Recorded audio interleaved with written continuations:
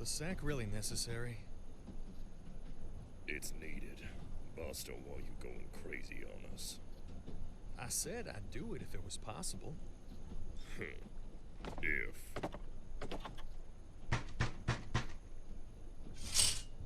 Blueberry. That's your stop. Why aren't we slowing down? Hey, what are you...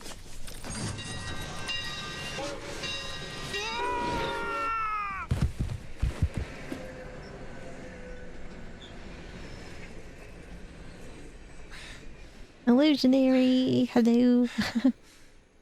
How's it going? How you doing?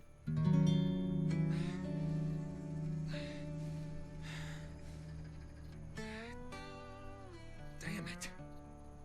Hell, damn bastards.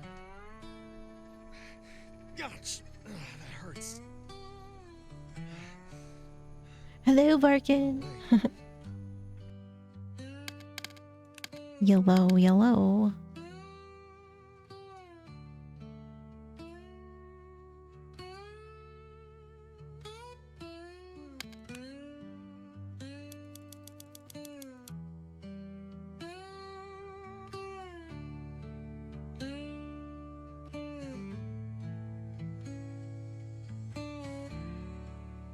Slime Rancher? I played the first one.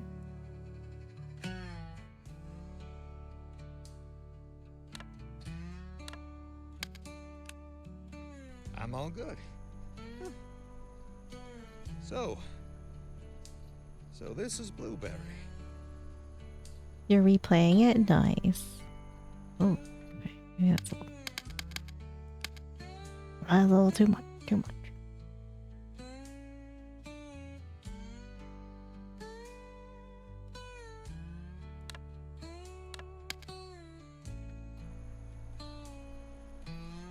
I, the undersigned, agree to forgive Mr. Cheyenne's debt upon the following See you in 2 terms and minutes. conditions. Mr. Cheyenne shall travel to the Blueberry Saloon, undertake all necessary repairs, manage guest services, The and Blueberry oversee the Saloon. development of the saloon. Meowdy. As evidence, How's it going, Mr. Cole? Cheyenne will obtain 6 letters of recommendation from local craftsmen. Mr. Cheyenne is expected to perform his duties with diligence. Any breach of this contract will lead to consequences. Oh, Signed, Locke.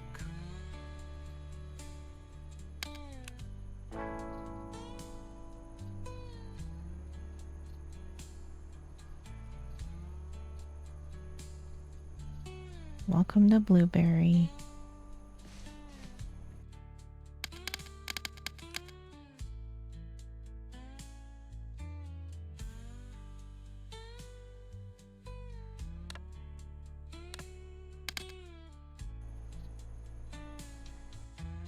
Feel like let's try 1.5 maybe. Alright. I'm doing good. Beware of the outlaws.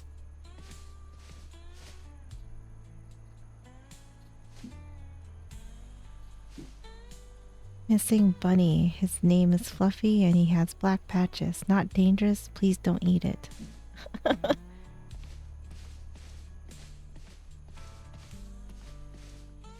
Well, this is our saloon. Time to use some muscle and make my way inside.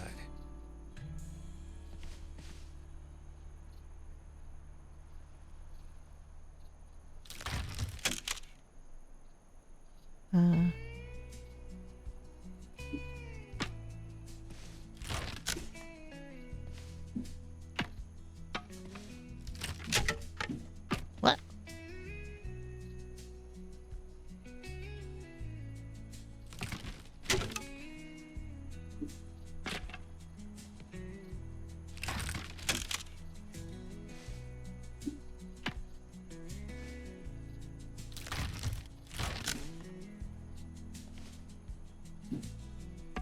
Oing.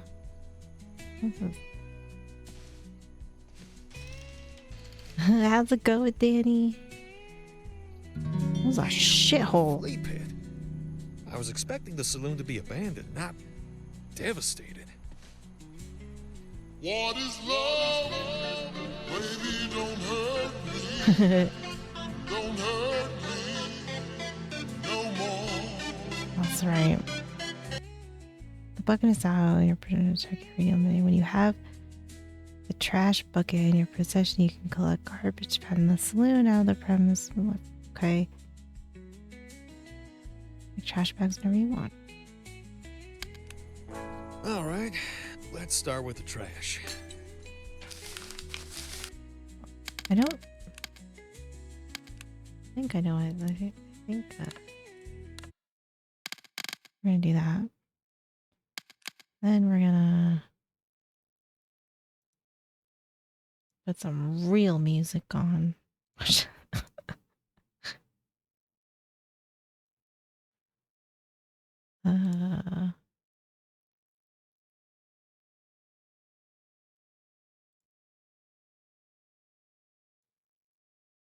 I gotta find it though.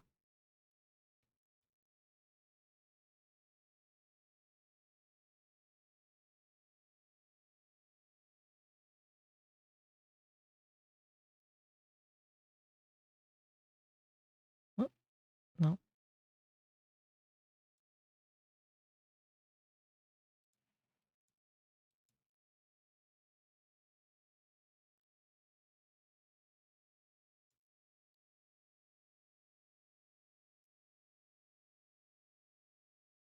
Just said a lockjaw junction.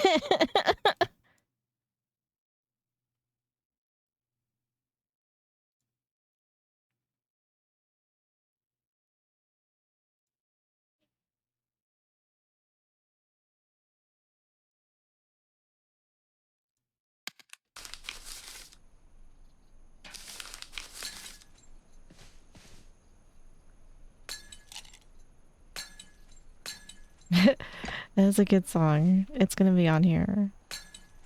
I was listening to this when I was drawing.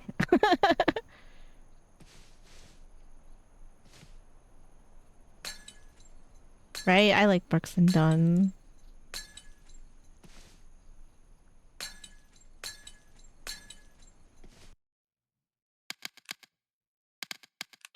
We can probably turn this up.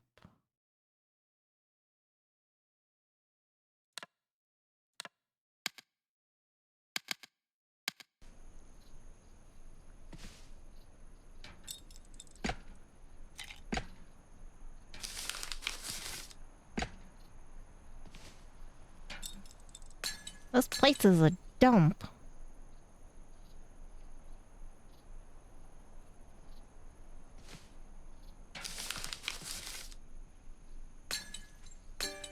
Better find a place to dispose of this right away.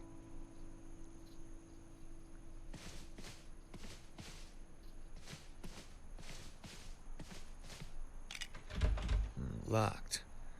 If I can't find the key, I'll have to force it open. Just gonna break doors down.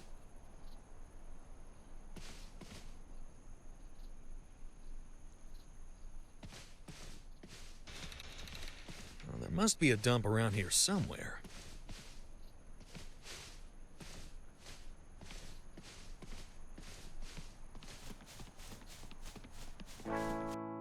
That way out here.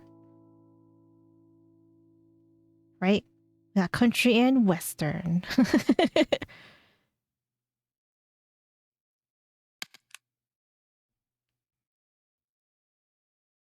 Garbage support. You'll learn that garbage is important currency.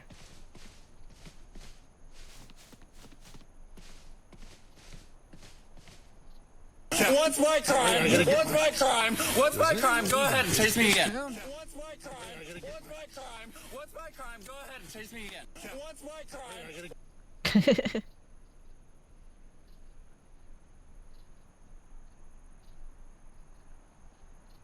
They bother you. This one not really, I think is fine. I don't always listen to him like this. I'm heading out for a while. Feels like my search for...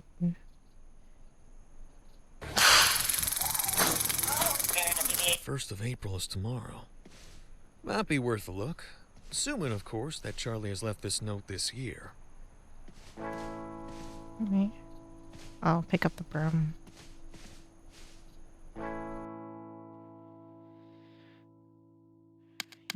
Floor dust and cobwebs.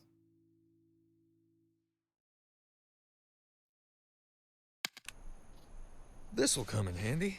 Danny's getting down to it.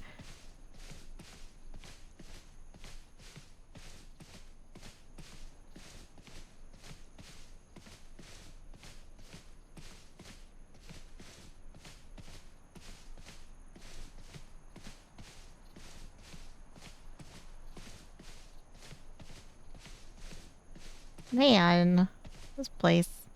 We are just... It's a dump. Let's see if there's any floor under this dirt.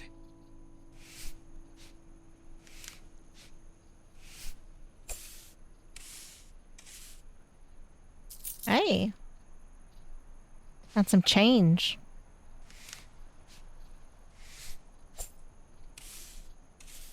Yeah, money. Rich. We got $2.58 for rich.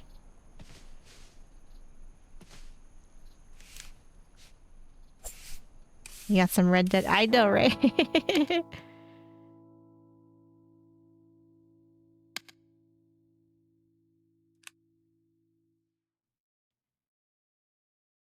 remember seeing G. Open the furniture decoration by pressing O and so that okay. For now, this is as good as it gets.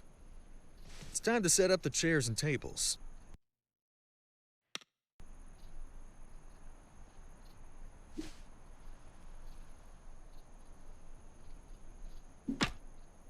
Oh God, we gotta do it this way. Oh.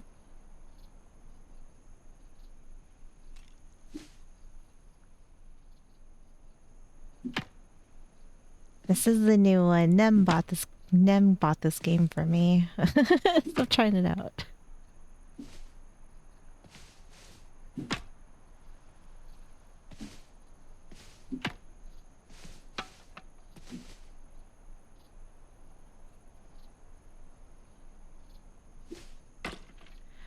Oh. Oh, that's like magic. Hey yo, hey yo.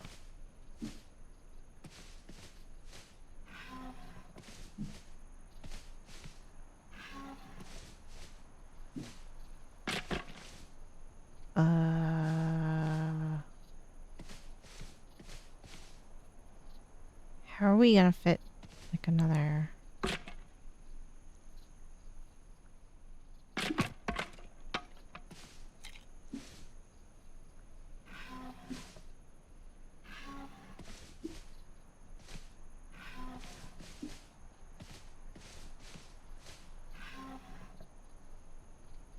You get it's magic.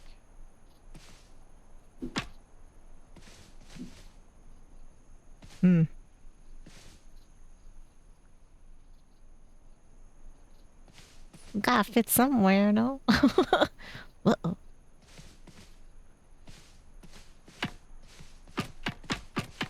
Yeah, upstairs area.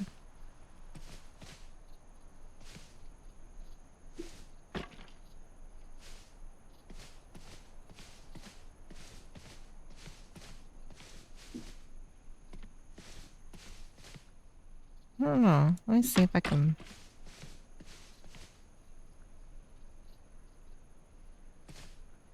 I feel like we should be able to, like, fit another...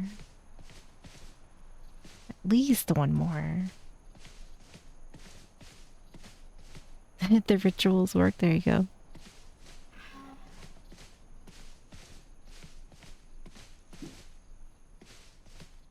How's it going, Kendrick?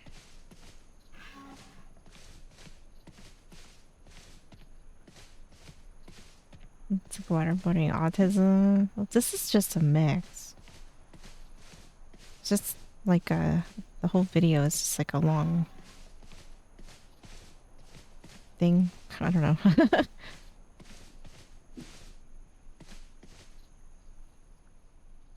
Oh, I can put it up there, but I can't put it down here. I don't know if he gets stools. Maybe.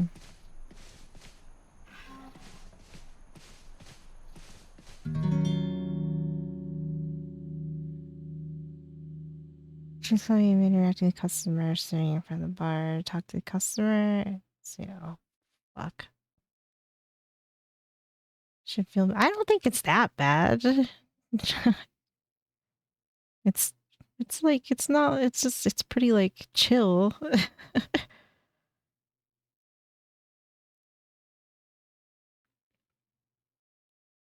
You start saying skibbity then? Oh, oof.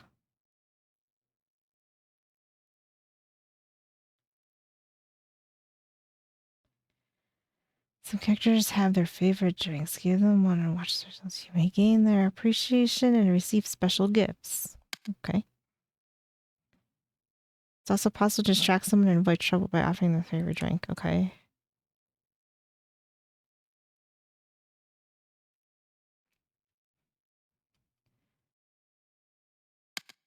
Well, not really. I mean, is it the, I mean, I just think it's, I don't think it's that big a deal, I guess. Well, well. You've done a fine job setting All up, right, Shane. Butterfingers. I must say, the rat droppings on the threshold caught my eye. Did you come up with this decor yourself? No, it was It's my like, business what happens to this place. We both know that ain't true. Have you forgotten the agreement you made with Mr. Locke? Do you know this man? I know he'll be mighty disappointed if we don't handle a sensitive matter right now. Who are you, anyway? They call me W. And as long as you, my dear Butterfingers, run the saloon, we're tied together like tumbleweeds in a dust storm, whether you like it or not. The name's Cheyenne, and I don't think I need to listen to you. I know your name, and Mr. Locke knows what's going on here. Quit wasting our time and follow me. But how?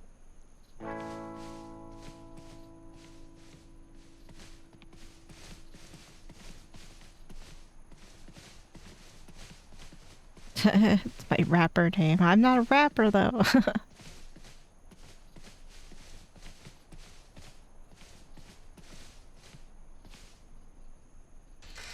Got the keys to the whole dang saloon, do you? Get in. Okay.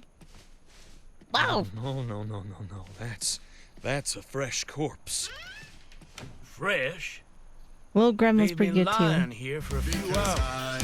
Come on, there's nothing to see. Help me clean it up. Aw, Tatsai. This is murder. Thank you for 49 months. If we get rid of the body, it'll merely be a mysterious disappearance. Besides, the Yeah, town doesn't have a Nem sheriff. bought me this. so I'm trying What it is this out. man doing here? He is lying dead. Stop asking stupid questions and get to work. I saw a rag here somewhere. You know what to do.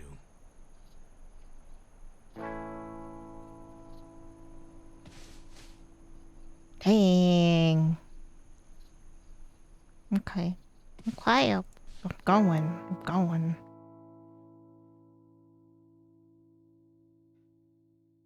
The rag you've acquired will come in handy for wiping away blood stains, be it after a bar fight or the interrogations led by W in his private corner. You can also use it to wipe the drink stains from bar counters. Okay. Right, he What looks have I like a gotten zombie. myself into?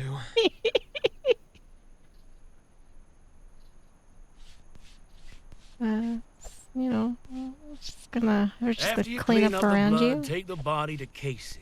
She's the local mortician. Another one of Locke's associates? I wouldn't call her that. At least not to her face. She just does what she can to stay alive, like we all do. After picking up a body,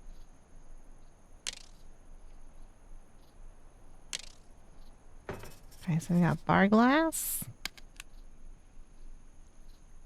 And we got whiskey. 2 ounces.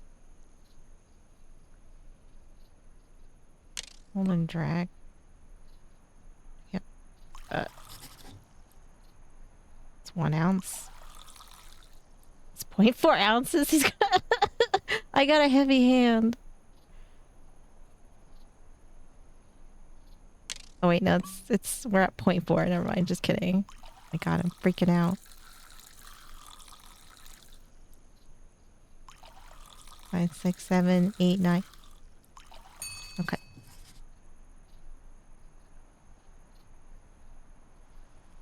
He gave me a hug. Aw, that's good. You should hug your mom. Okay, 1 ounce. Oh.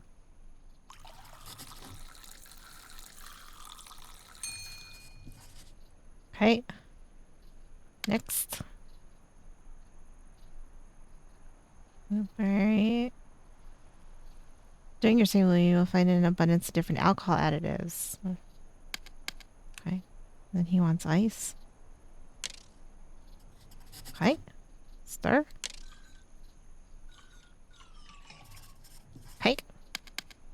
Finish. Ooh. Some money. $5 whole. That's what I needed. I'll be damned, it's good.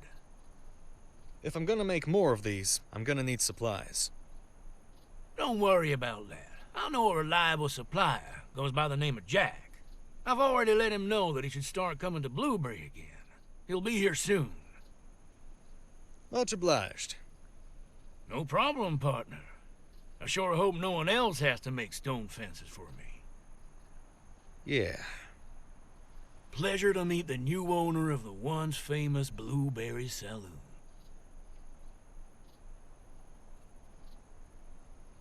Jack Beam.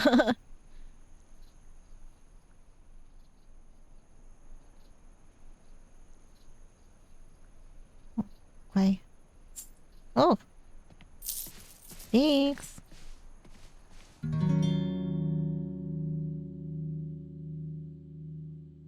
Change the saloon. Maybe necessary times to filter. Okay.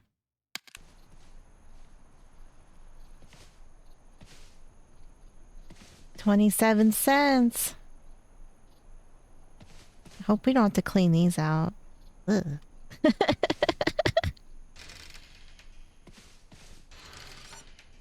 Oh.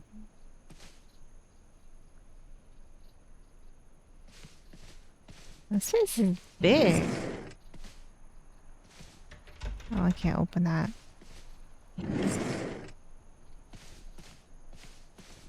They're spittoons. Or whatever they're called, you know? Like you... It's when you're chewing, you gotta spit. Here goes nothing. Serve the guests away for the Trader Jack. Okay. Your type of town. Welcome to the Blueberry Saloon.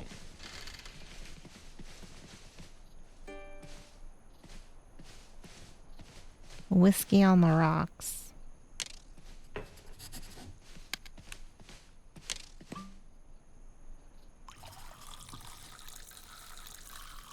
Three ounces.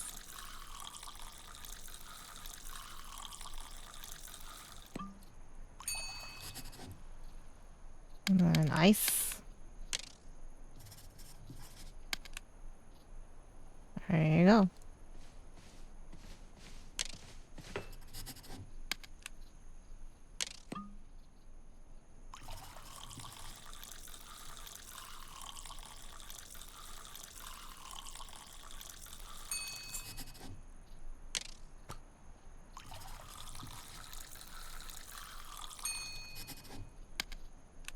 We got ice.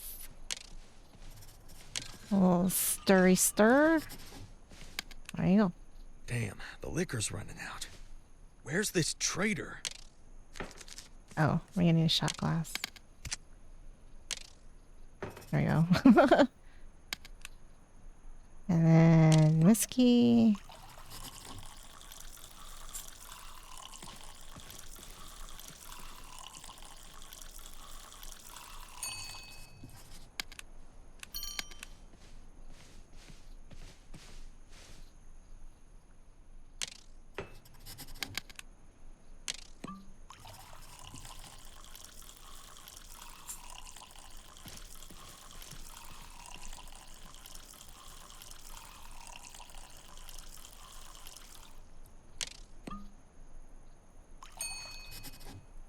And ice.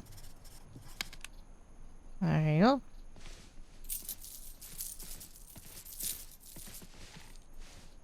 Joseph.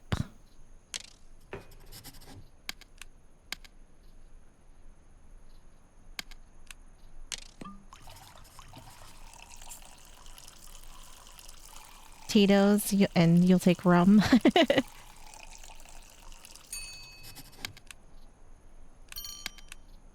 Alright. What'll it be? A bar glass.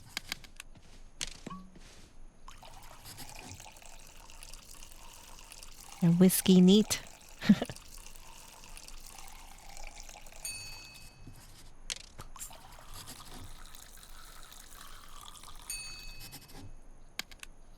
And we got ice cubes. Swishy swish.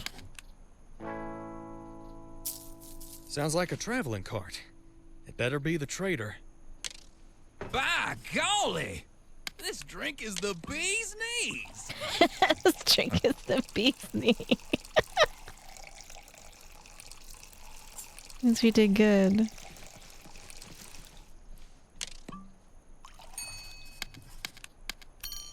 Right, swishy swish.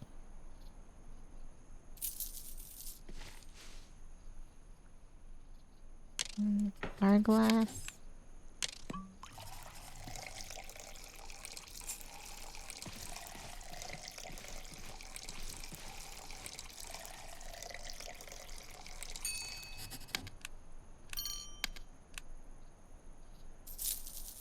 What's your poison?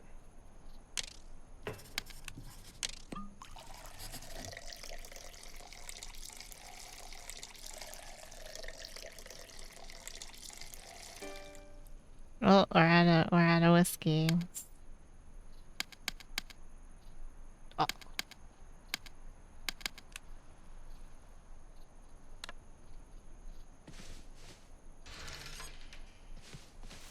Please hold.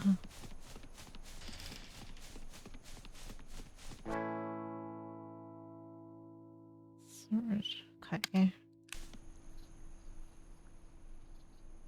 Miss Scusi, you must be Miss Cheyenne. Scusi. Right? In the Oof. flesh. And you must be Jack, the supplier. Maybe he won't go blind. Supplier? Mi amici, I'm your companion on this nasty sea of sand. Giacomo Allegretti. But the locals call me Jack. Yeah, it's like a medley All right, of songs. Giacomo, known as Jack. I'm Cheyenne, and I'm gonna need your help. I can smell a good deal from a mile away, and I smell it here. We'll make a deal, Cheyenne. Just tell me what you need. Can you get me some alcohol and supplies? I need to get this business rolling. Stai calmo, amico. Just show me the dollars, and I'll deliver what's needed. I got $9. Fresh stock just in.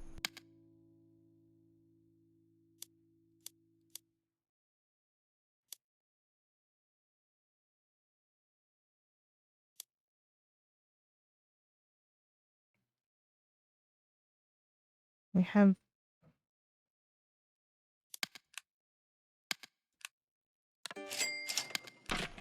Echo. Thanks. Will you come in for a drink? I'd love to, but I can't. I gotta go take care of the cart. Then see you around. I'll see you. okay. Walk it. One place is more. Walk with it to the place marked on the bar and unpack the goods. Oh, okay. Obviously.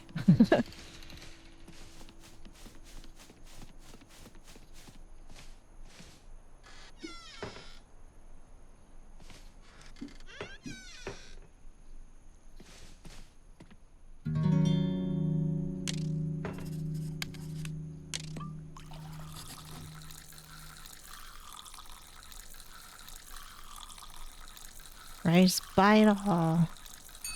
We bought all the whiskey we could. Bar is open again. Damn, I just might cry.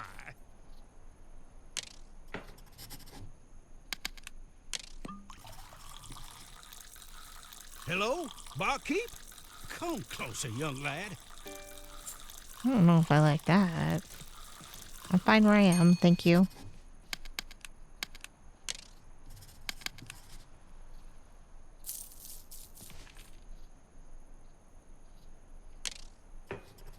What's the deal with this?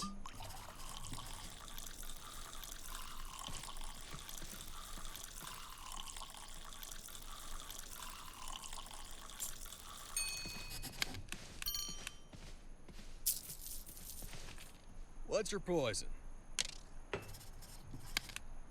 My taste buds are doing a happy dance.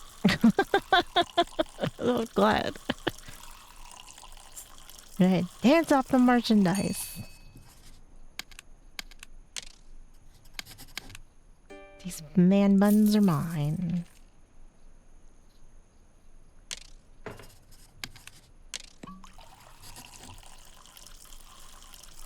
Not just a piece of meat, okay?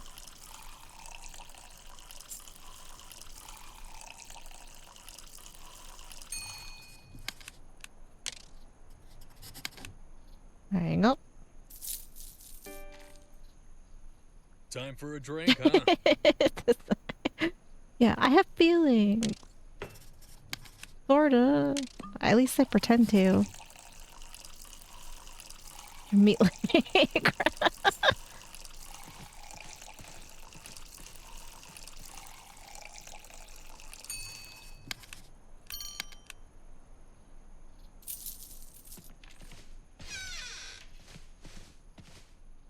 What can I treat you to? Howdy, name's Samuel. Welcome to the land where dreams How's ain't it going, just Daniel? dreams. Is that what you say? They call me Cheyenne. And for me, the town looks deserted. Just looks, my friend. Just looks. Blueberry's got its secrets, I can tell. You're sharp. You must sense it too. Can't say I do. What's your trade, Sam? You seem to know a thing or two. The only real job there is, with all due respect. I'm a gold prospector, and I own the local open pit mine. I didn't know Blueberry had gold. Come by my house and give me a hand with the mining. Got a special contraption, just needs a bit of fixing. We'll split what we find equally. 20% generation. for I'm you, sure that the wants to rest have for me. feelings. Yeah. Doesn't sound Right, yes, I entirely have feelings. fair. The We feelings can that I work will out cut the off body parts if you details touch later. Don't let it bother you. Now listen, could you make me something to eat? I'm starving. I think so. You're One feeling thing, terrible? though. I'm sorry. I hope you feel better. Yes? Till my contraption's churning, campaign. Right? What can you offer then? If you make me a meal just the way I like it, I'll have a special gift for you in the future. Trust me, you won't be disappointed. Worth a shot. Okay, grab the pot from the wall and place it on the stove to start cooking. It is important to make dishes according to recipe in the cookbook, otherwise you will get slush. Are you telling me you don't like slush, bro? This room sure needs a renovation. If you want to cook something... Appropriate dish. Okay, track recipe. Drag ingredients are okay. Add butter. 2 pieces of organ meat. 1, 2, 3 hardtacks. Oh shit, we're going hardtack.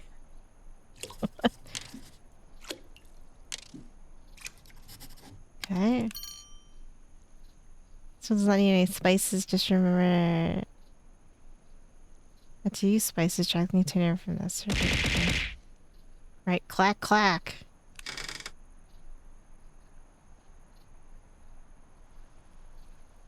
Spacebar when the cursor's over the green flame tile. Be careful clicking the spacebar over the red will. Okay.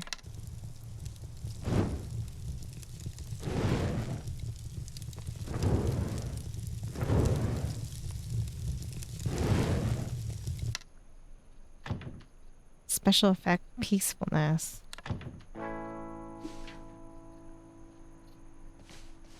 Place it on the... Oh, he gets the whole pot? Okay, here you go.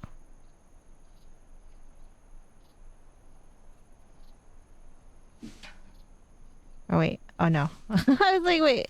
Okay, serving table. That's like... Okay, that makes more sense. Like, bro. There we go. There we go. You won't regret this. I was gonna be like, jeez.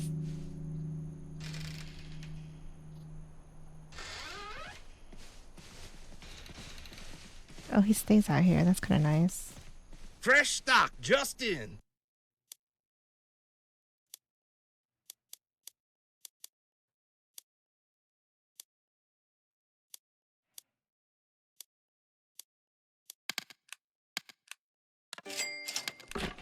There you go. Bam, bam, bam. That.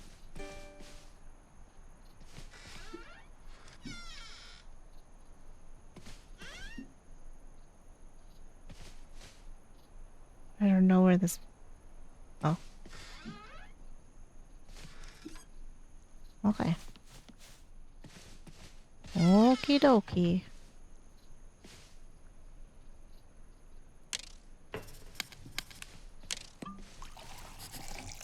We're doing whiskey. Don't serve anything else.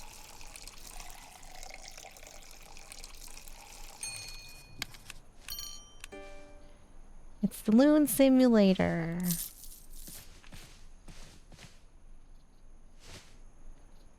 Fletcher Raw. Oh. Can I just give them this? Is that...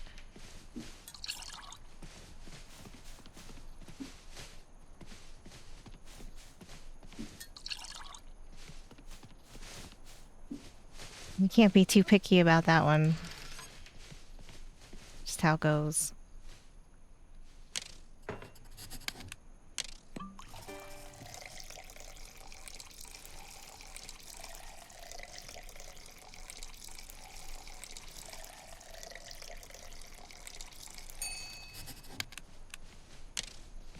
Some ice, there you go. Purest of gold coming right up.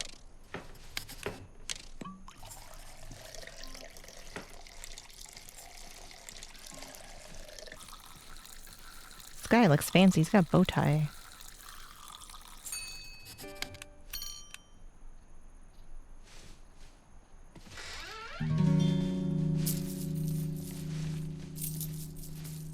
Wait for the brawl to end to try and stop it. Whoa, whoa, whoa, whoa, whoa! No fighting in here. The left side of the brain. Oh no, Daniel. I'm sorry, man. Hey, stop it! Take it outside. Well, thank you kindly. Hey, enough. End this now. Just kidding. You're a clear. I'm missing all the action. I'm making a stupid drink. I'm gonna have to thump you.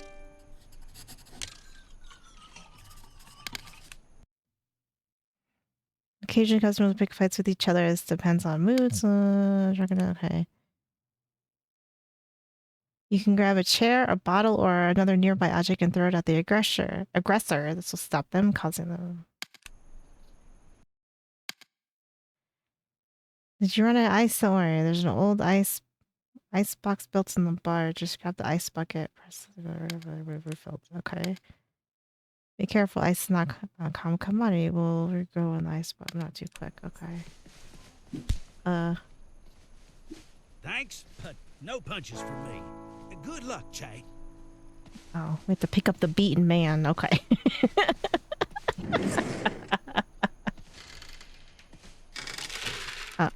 There's in the bar.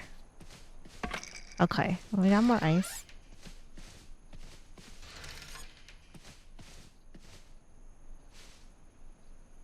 Unconscious. Can't leave him here like this. Hope someone in town can help. You brawl over me? No. The fuck is that?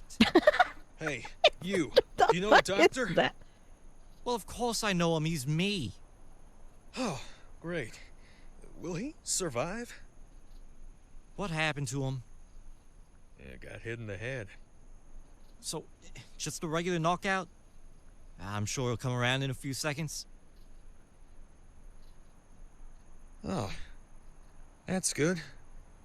Just a moment. You'll see. Shouldn't he be back by now? Is he your friend? Will you take care of him? No, just served him a drink. All right. Then pick him up and follow me. Alright, this is the war room. Thanks for the help. Well, I'm Cheyenne. Henry Seymour. They call me Doc. I suppose you can guess why.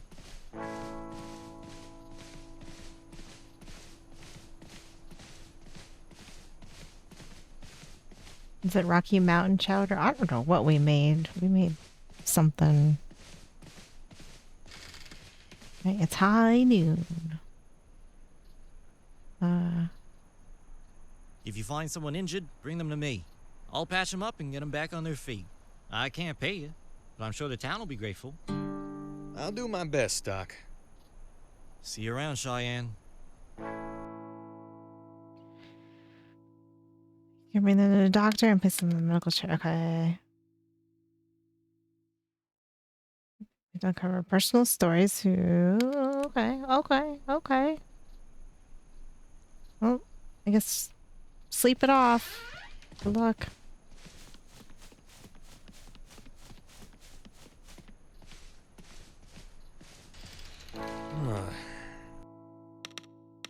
Let's hope it's peaceful for the rest of today.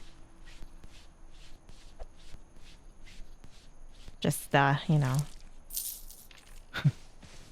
I should probably clean that up. Probably not a bad idea.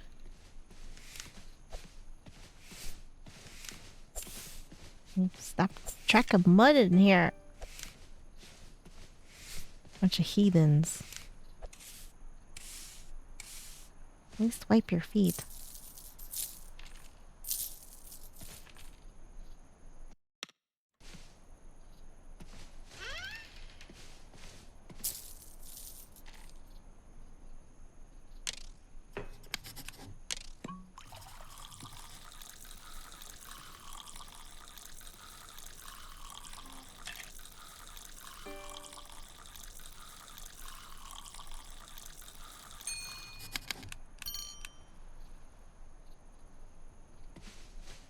To approve the right.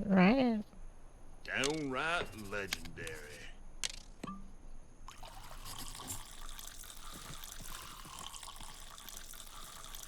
I'm not drinking at this bar now. It's fine. You didn't wipe your feet when you came in, so we're even.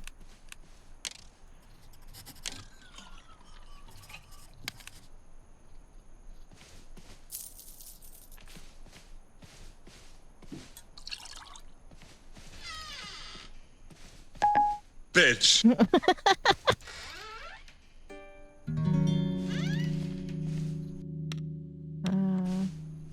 What does this madman come up with this time?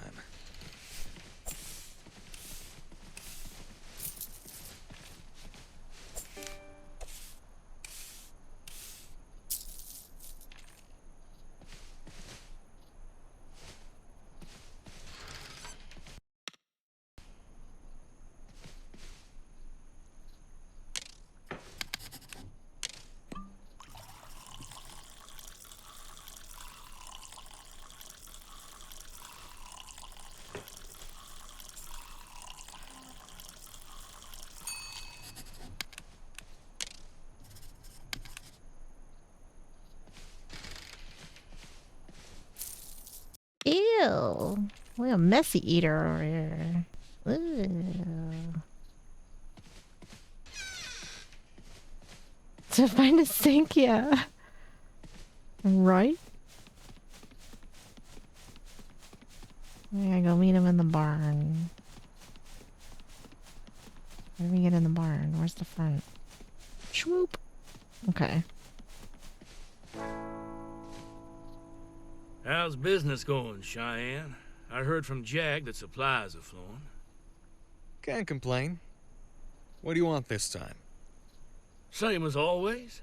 I want to help you with your business. See that wagon over there? And the dead body. And the dead Do I body. even want to know? Trust me, you do. Here's a crowbar. Time to get to work. But you can even pour drinks with your feet. Left in the open, a stripped wagon raises questions. Parts scattered around, not so much. This is a two-man job. One dismantles, the other keeps watch. If you find a chest, try to open it. And if there's a body, you know what to do. This is like a wagon chop Casey shop. and her irreplaceable services. Yeah.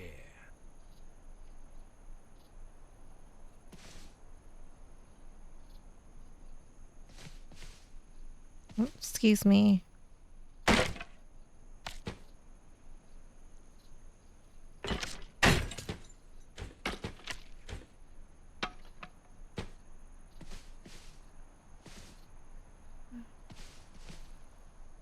Take it apart.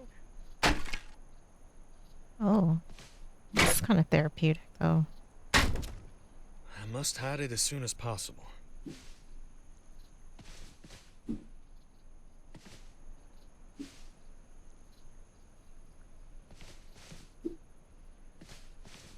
Get rid of large. Oh.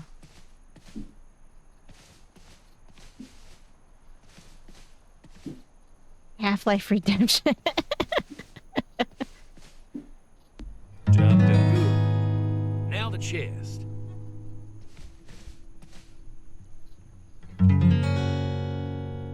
What am I? Oh. Time to get my prize. $100. Favorite old-fashioned with peach and lemon peel and boasting about making outlaws from Georgia, New Mexico. Bloody jackass. Okay. W, we have a problem. According to this letter, the sheriff is on his way to town. It seems that this guy here was sent to assess the situation. Well, he won't be assessing anything Can't be now. if I think. We need to act fast and take care of the body. Time is not on our side. This will make our job much harder, Cheyenne.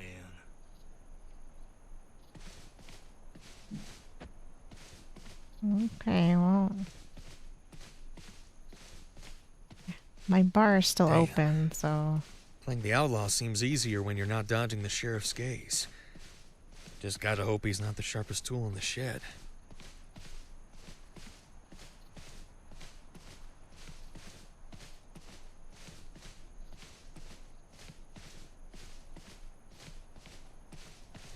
Definitely will not look weird walking through town like this. Nothing to see here. Don't worry about it. Another one? I haven't finished. Don't worry about it.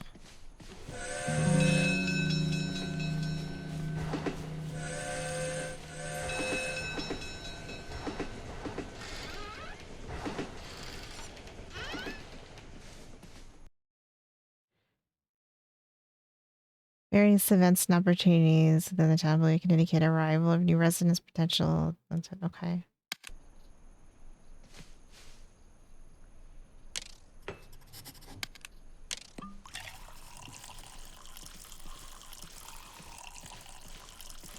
Oh no!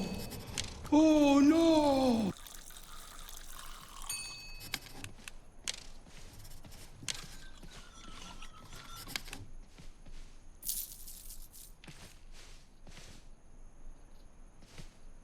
So, barkeep, are you the reason I ended up in this Right, the hellhole? sheriff is here. I don't think so. I'm just trying to run my business. I don't get in anyone's way. Well, Right, nothing suspicious at all. Cheyenne. Listen, Cheyenne, my name is Hank Custer, and I'm the new sheriff in town. They They sent me Thank you for the here snack because tabs. rumors reached the authorities that the town is starting to thrive. And whose fault is that? Wait, that's a bad You thing? mean to say it's credit, right, Hank? For you, it's Sheriff Custer. Let me tell you this. This damn place needs a firm hand. And mine is as firm as they come. The sooner the town is seen as peaceful, the quicker I can get a promotion. I won't interfere with the sheriff's work. You have my word. And darn well, Cheyenne. Think of me as the leader of the wolf pack. As long as you obey, you can feel safe. Now, show me what kind of drinks one can pull off here. Surprise me. I thought he said surprise me, bitch. I was gonna be like, wow. Wow. Oh, no way I'm making up that drink. No one in town has those ingredients. Better whip up something else instead. Do we have bitters?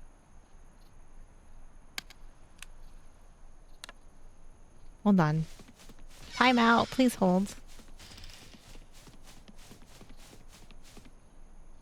Only the finest. Yeah, lemon. We can't get any. We can't. We don't have anything else. There's sugar.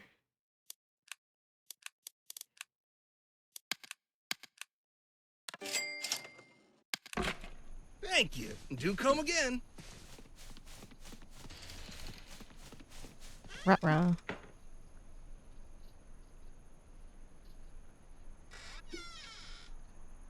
That's cute.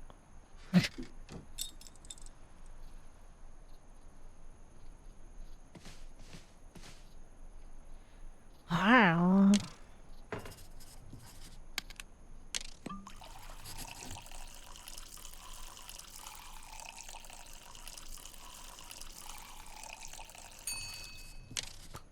Nope. Nope. 2 tablespoons of sugar.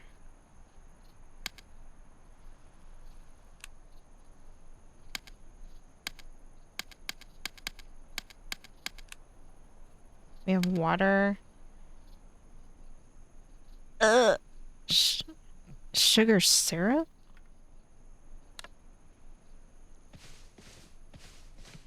Do I have to make this? It's like a...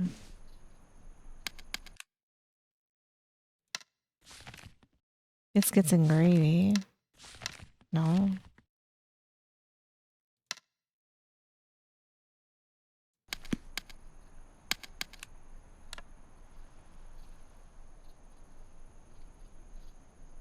We have nutmeg storage, mixed spices, cinnamon. This is sugar.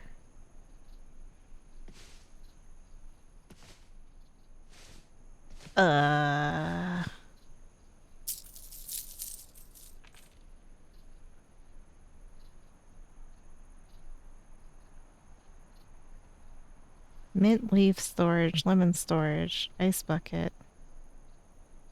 Right? Why do we gotta do this?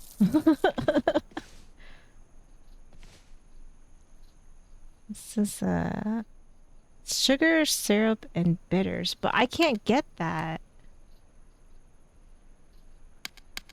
So we make them something else. We'll make them that.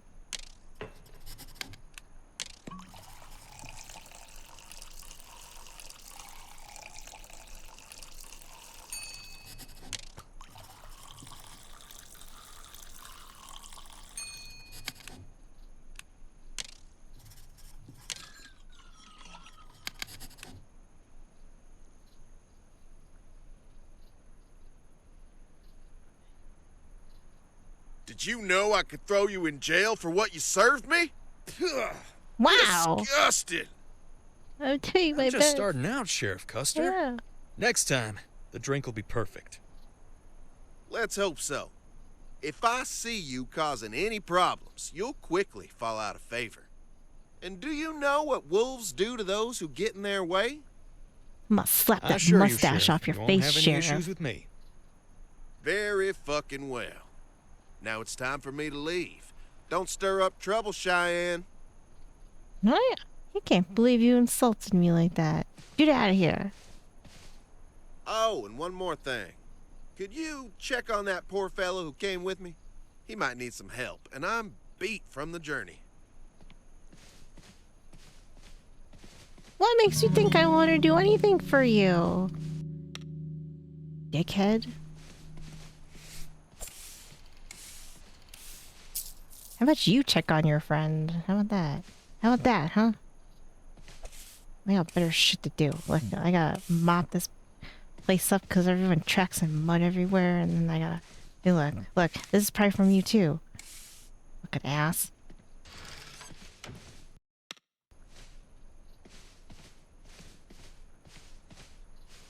Alright. Let me save it. New save. Confirm. Alright, so let me go take a break and then we will start.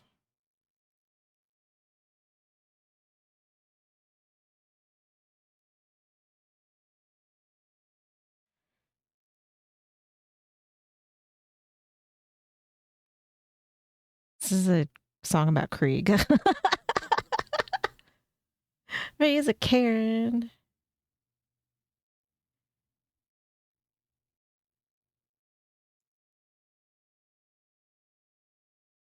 Right? Don't bite the hand that makes your drinks. Yep. Well.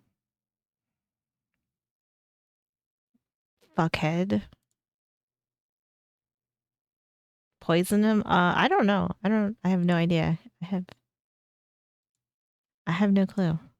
Since I've never played it before. I don't know anything about it. I don't know if we can do that or not. I'm guessing probably not, but maybe. I don't know.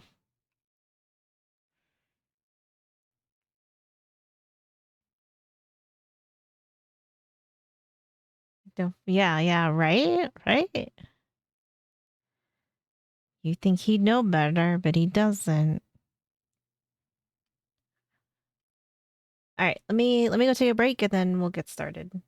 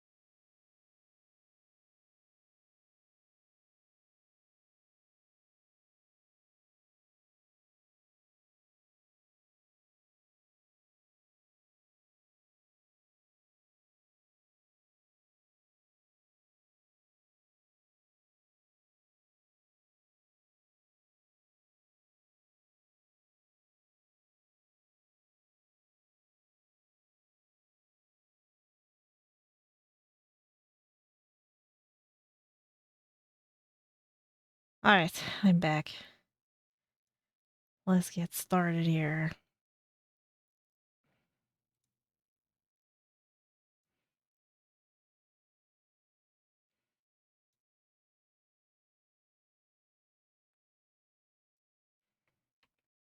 I found 2 taser videos.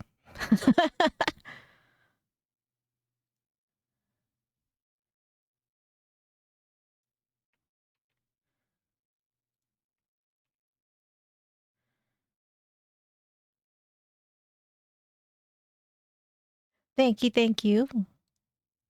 Alright. I'll do this, I'll do this. Not.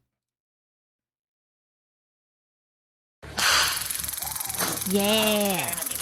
Yeah, I got 2. We got a double feature special here of our tasers.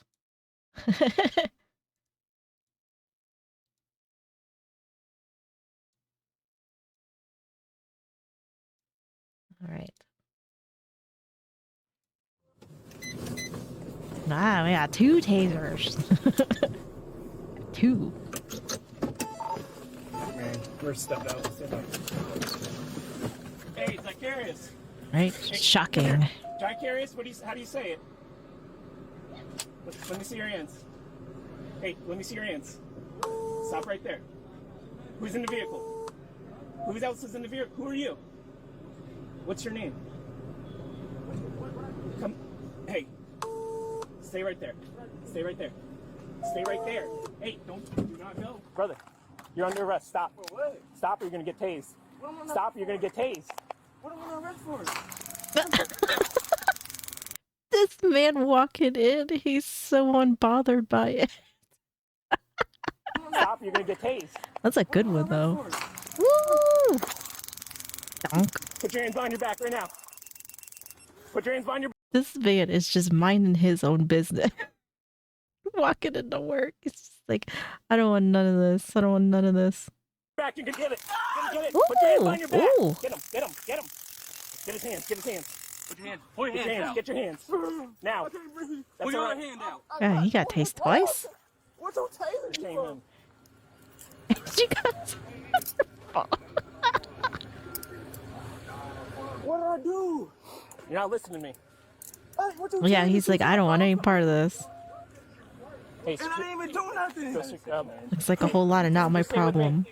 Go secure the vehicle. What did I do? Hold on, sit up. Sit up. Why'd you take me 2 times? Sit up. Sit. No, just don't pick him up. I didn't even do that. He tagged me 2 times. You feel me, bro? Got it? Brother, you got a warrant. A warrant for what? Hey, don't move. Yeah, bro, man is just walking into work. Do not move. You're gonna Yeah, get it he's again. got warrants. Just comply. Just comply. That's the best thing you can do. Comply and shut the fuck up. Don't say shit. What you got? He's wanted for, I don't know, he's wanted because he's got 2 warrants that they're picking him up for. Where's your ID at? Right? It's just like, oh shit. Saw this walking into work today. You good? I'm saying, what you tagged me 2 times for though, bro? Because you ain't listening. I did listen. No, you didn't. You feel me? Yeah. What's my crime? What's my crime? What's my crime? Go ahead and chase me again. Right? What's my crime? What's my crime? Go ahead and He got double tasered. Alright. This one says man tased multiple times after fleeing from Oklahoma County deputy during traffic stop. I'm gonna tase you. You're gonna get tased, brother. Traffic on County Channel. You're gonna get tased. Give me, show your hands. You're gonna get tased. Get down on the ground. I didn't do nothing wrong. Get down. You're gonna get tased. do Put your nothing hands up. I didn't do nothing wrong.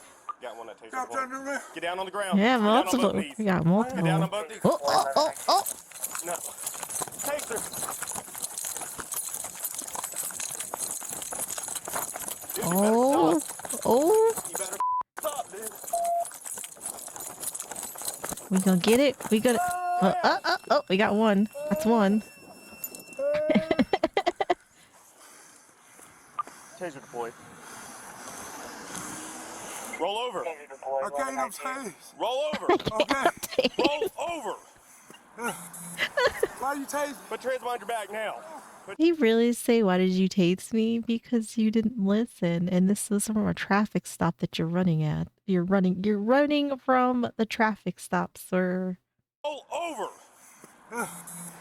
Why you tasing? Put your hands behind your back now. Put your hands behind your back, dude. Okay. Okay. Why you tasing me? Because you fled. I didn't flee. I'm the police. We got a plumber. You got a plumber. Okay. Put your hands behind your back. Okay. Okay. Okay. Okay. Please. Don't You take move me. your hands from your back again, you're gonna get it again. Do you understand? Okay. Yes. And look at your damn look. Yeah. Bro, no. Oh, did you see that over there? Did you see that? Takes off running. Bro, come on. Right, it's just exercise.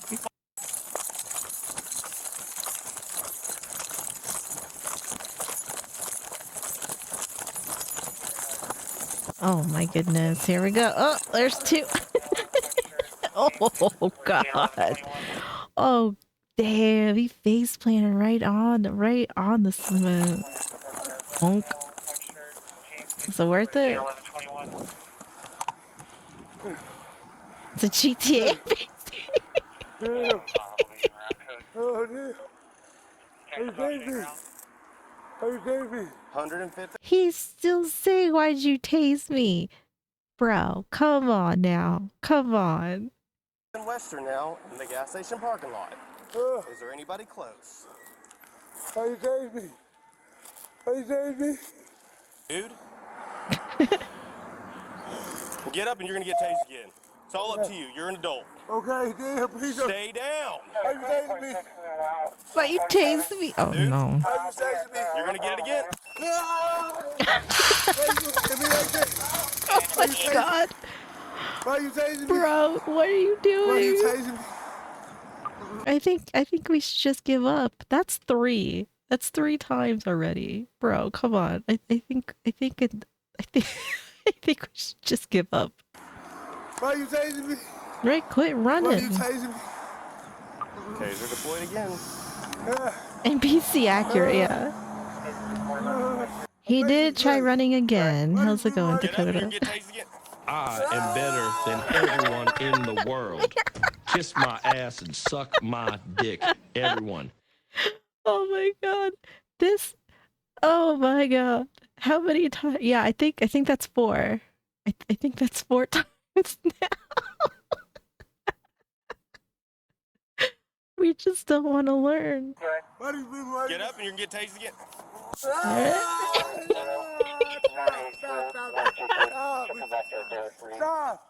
He's like, stop. Why you tasing me? Because you don't listen. You've been running. Like, bro, come on. Stop! Taser deployed again. Can we hold the air with any other traffic, please? Yeah, we don't want to learn today. Dude, seriously? Well, stop! I'm done, man. I'm done. I'm done. He does have the record. I don't think we've seen anybody get tased this many times. It's usually like I feel like 2 is usually like the max most of the time. This man has the record. He keeps chewing the taser wires off. He keeps chewing the taser wires off. Oh my god. He's a rat. He keeps chewing the taser wires off. I'm not doing nothing wrong. This is pretty good. Pretty good one. Alright, put your hands behind your back. We're putting cuffs on now. Will you just hold your taser out on him? He just keeps chewing the wires. No, I didn't do nothing wrong. Why you tasing me? Why you tasing me? Why you tasing me? What happened? Damn, man. Why is he tasing me? Release the air when I custody. Get up. I am. Get up. I'll tell you. Yeah, you can. Get up. Well. Stand up. What happened? Oh my god. That was great. What's my crime? What's my crime? Go ahead and chase me again. Yep. Oh man, that was great. That was a good one. That's probably one of the better taser videos I think we've gotten. It was good. It was good. Oh man. I cannot believe that. I cannot believe that. All right. Woman commits a sex crime at the store. This should be fun. She's already all blurred out in here, so. This woman thought it was a good idea to be naked and masturbate in front of the cops. Oh my god. Come back, playa! It was mostly an uneventful night for the officers until Celia decided to spice it up. She had been threatened with arrest by another store the previous day, but it wasn't fun enough. Oh no. So she got drunk, stripped off her clothes, and took out the deadliest weapon civilization has ever seen. A vegetable peeler. Vegetable peeler. This is why I love Police Insider. You gotta love him for this. Took out the deadliest weapon civilization has ever seen. A vegetable peeler.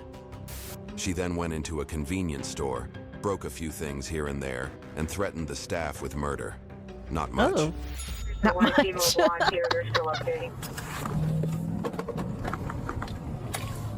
think the alcohol is strong in this one. Yeah, a vegetable peeler. Yeah, we're 10-12 in the store. She's naked. Signal 20. Right there. She might be. I don't know. Oh. Hey, what up, police? Y'all just so cool, huh? You just so cool. Yes, yes, that is true. Vegetable peelers are dangerous. Yes, Tox would know. Tox would know. Police, y'all just so cool, huh? You just so cool. Oh my goodness. I'd have a better time in prison. Y'all made me so miserable. Y'all were rude. You can't touch me, huh? No. What? I ain't letting Yakes get that. I'm an Aries. I'll get. Imagine this person getting gas and you see this come out. I mean, like, what the fuck? What is going on? That. What's your name? He was rude. I'm a nice person, but Yakes is rude. And he's not gonna get that. I'm an Aries. Said she got drunk. Aries. We've got more than us rude as we run this. Now you bitch in Florida, ho. You. I mean, she went right in. What happened when you got in there? What happened when you got in there? Apparently, it said she decided to get drunk and strip naked in the convenience store. So, who knows where her clothes are? Right, gas in a show. What happened when you got in there? What happened when you got in there? They got the door closed, and she's just standing there masturbating. Oh, cool. Yeah, because we have a lot of victims. When arrests become cumbersome, sanitizers are welcome.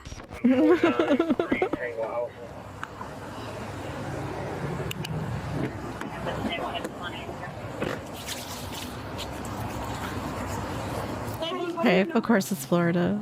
For what? All right, listen. Is anybody here injured at all? This is the The fuck the bean at Pigloo. I can say that I have never had the urge. She's waving around? Is she threatening anybody with a knife? Yeah, everybody here. Like, okay. Did she come at you at all with a knife? Yes, she came at me with a knife. Came at you? No, her. Came at, And then okay. she came at me that way with a I'm knife. standing right here. She didn't come at me because I was waiting for her. Okay, I appreciate it. All right, so, all right, do you need a minute? Is anybody else here working with you? Not me. Oh, you work here too? Yeah. Oh, okay. That's what Tox did. Tox was peeling potatoes and took a chunk out of Help his them get settled out down. of his and help finger. these folks out so they get better. Just leave everything as it is. We got to do some photos. Yeah. If you want to help these guys out, get them going, whatever you're buying, whatever, we get you guys going out of here, okay? And we'll talk to you guys. Who cares? I'll have a better time in there. What? 10-4. What? God. Got it, but for 2 months I was miserable. How dare you? He didn't expect that. Came back. What? Are we in You gotta come Fahaba? back, honey. You gotta have drive. You gotta have heart and soul and want to live. And now I'll be preserved for a few years and I'll come back a better person. What? And you never see this? And what? Get this party started. They were rude. What? You didn't expect that comeback, playa? Snow. I mean, she is the whole party. She is the whole party. You didn't expect that comeback, playa? Snow. Well, okay then. What in the butt? What? And you don't stop. See what else you got, Jakes? Much respect to you as a She is woman, white but girl some men are wasted. disrespectful. When you cross my leg, I'm sorry. She made sure Let me just cross my legs like a lady while I sit here naked in the back of a cop car. Oh my god. Men, but some men are disrespectful. No, I mean, I think we got she more made than sure alcohol everybody was going on here. traumatized in the store. And I really close. Always like that because I see it with that and I can understand if it's a. Him. Well, we're gonna delve into that. Are you okay? Him and also the clerk. You sure? So Melanie's here. She'll probably take it. I'm guessing. Yeah, right. She's 10. Okay. This is the third time now. That one hurt. Or it might be 14 actually. Okay. Well, I'll check and see. all right. Like I said, just leave everything as is. We're gonna get some photos, and you guys can clean up after that. All right. I assume she did all this. Is that correct? This is everything here. Okay. Dang, she Where's trashed her the clothes place. at? Does she have clothes here? Oh, she ran across the street Okay. naked. All right. Okay, so we ran across the street naked. She's coming very. In that street, she's coming. Cram off of Hames Road, or I don't know. over that way? Yes, that way, not the top. Yeah, I bet this is not what anybody was expecting to see. Were you inside when this happened? No, I was like very close to the door. When I see that, I go back in the car. So. All right. Okay. All right. Okay. Well, here it is. I need to put it back. Do you have a bag by chance? Yeah. This is not the way I wanted the night to go. You know? At least she's laughing though. I mean, it is, I mean, what else are you going to do? You know, at least she's she's got a good personality. This is not the way I wanted the night to go. You know? I said cool down so people can chill out. All right. So there's two. It looks like the clerk was threatened, and also the other employee was threatened. The other guys were just kind of witnesses. Yeah. So apparently she ran across the street completely naked, came in here, and that's when all this went down. No, she has no clothes in there. Yeah. So. Well. Never go a moment here, I do. Because you're a klutz. Oh you wanna do no. ID since it's gonna be a felony? Because they can come out and do photos. If not, we could just. I mean, we already. We'd probably take photos ourselves. Yeah, I'll take. None of them are injured. No. So they were threatened with it, and I guess she just pounded it on. I'm kind of curious to see Did she the video. say anything like when she had the knife? I think the clerks kind of confronted them, and then that's when she was waving around. The witnesses say they weren't threatened with it, but obviously the one clerk behind the counter, the female there, she was upset. Here's what she told I the don't know officers where her about clothes her ended actions. up. Can you tell me what happened today? Well, let's just say I had a bad Christmas and holiday. I had a fallout with them, and they just treated me so bad. Every day for the last 2.5 months, I've been going through trauma, thinking about it. So what happened here tonight? Oh, there? I don't even... in the gas station. Oh, I don't even know. I probably did that accidentally to myself. And I got drunk, and I shouldn't have got drunk because I knew better, because I knew I was going to get them back because they were so horrible to me. And I had the most horrible Christmas because of them. They were just so cruel to me. I'm so... Right. Do you remember what you did when you went in the store? Yeah. She's not like breathing hard or sweating or high. not like side delirium shit? No. Okay. I just want to make sure, you know. Not yet. She's not being combative though. I mean, as crazy as this all kind of has played out with her being naked and stuff in the store, she's really not being combative. So points to her for that. Hard or sweating or not like side She's delirium. painting it down red. Okay. Yeah. I just want to make sure, you know. Not yet. She changes. Not injured or bleeding or anything like that. Okay. I mean, I remember, I just blacked out. Okay. All right. How much alcohol have you had today? Like 5 shots, but... 5 shots of what? Liquor, and I'm gonna be real, I remember everything I did. I did kind of... Right? As soon as she was apprehended, she's not getting too crazy. Now that could totally change. We still got a few minutes left. That could totally change, but she, as of now, being in here and being in cuffs, I mean, she's She's fine. She's not. Liquor, and I'm gonna be real. I remember everything I did. Christmas is I did ruined. kinda, I mean, it's a blackout because I drink. Oh, sorry. I think we lagged for a sec.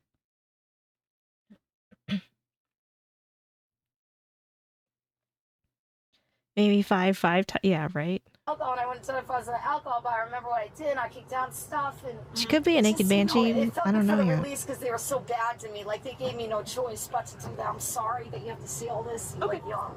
Oh. No worries. Thanks.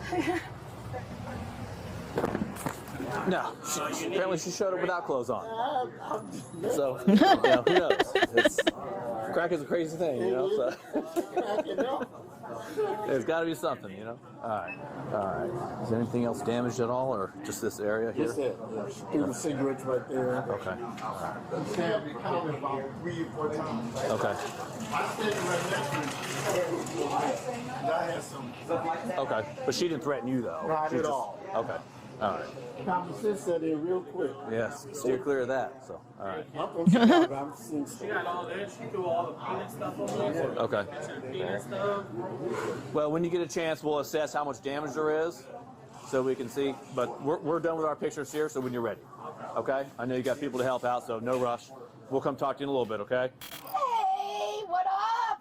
Hey, Maria. All right, Cynthia, can I get these clothes on you before you get out, please? Yes, ma'am. You don't want you to go in here naked. It is a little cold out.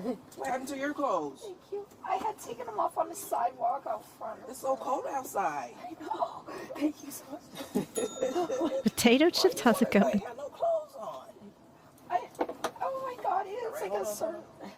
She was charged with aggravated assault, disorderly intoxication, trespass, criminal mischief, and exposure of sexual organs.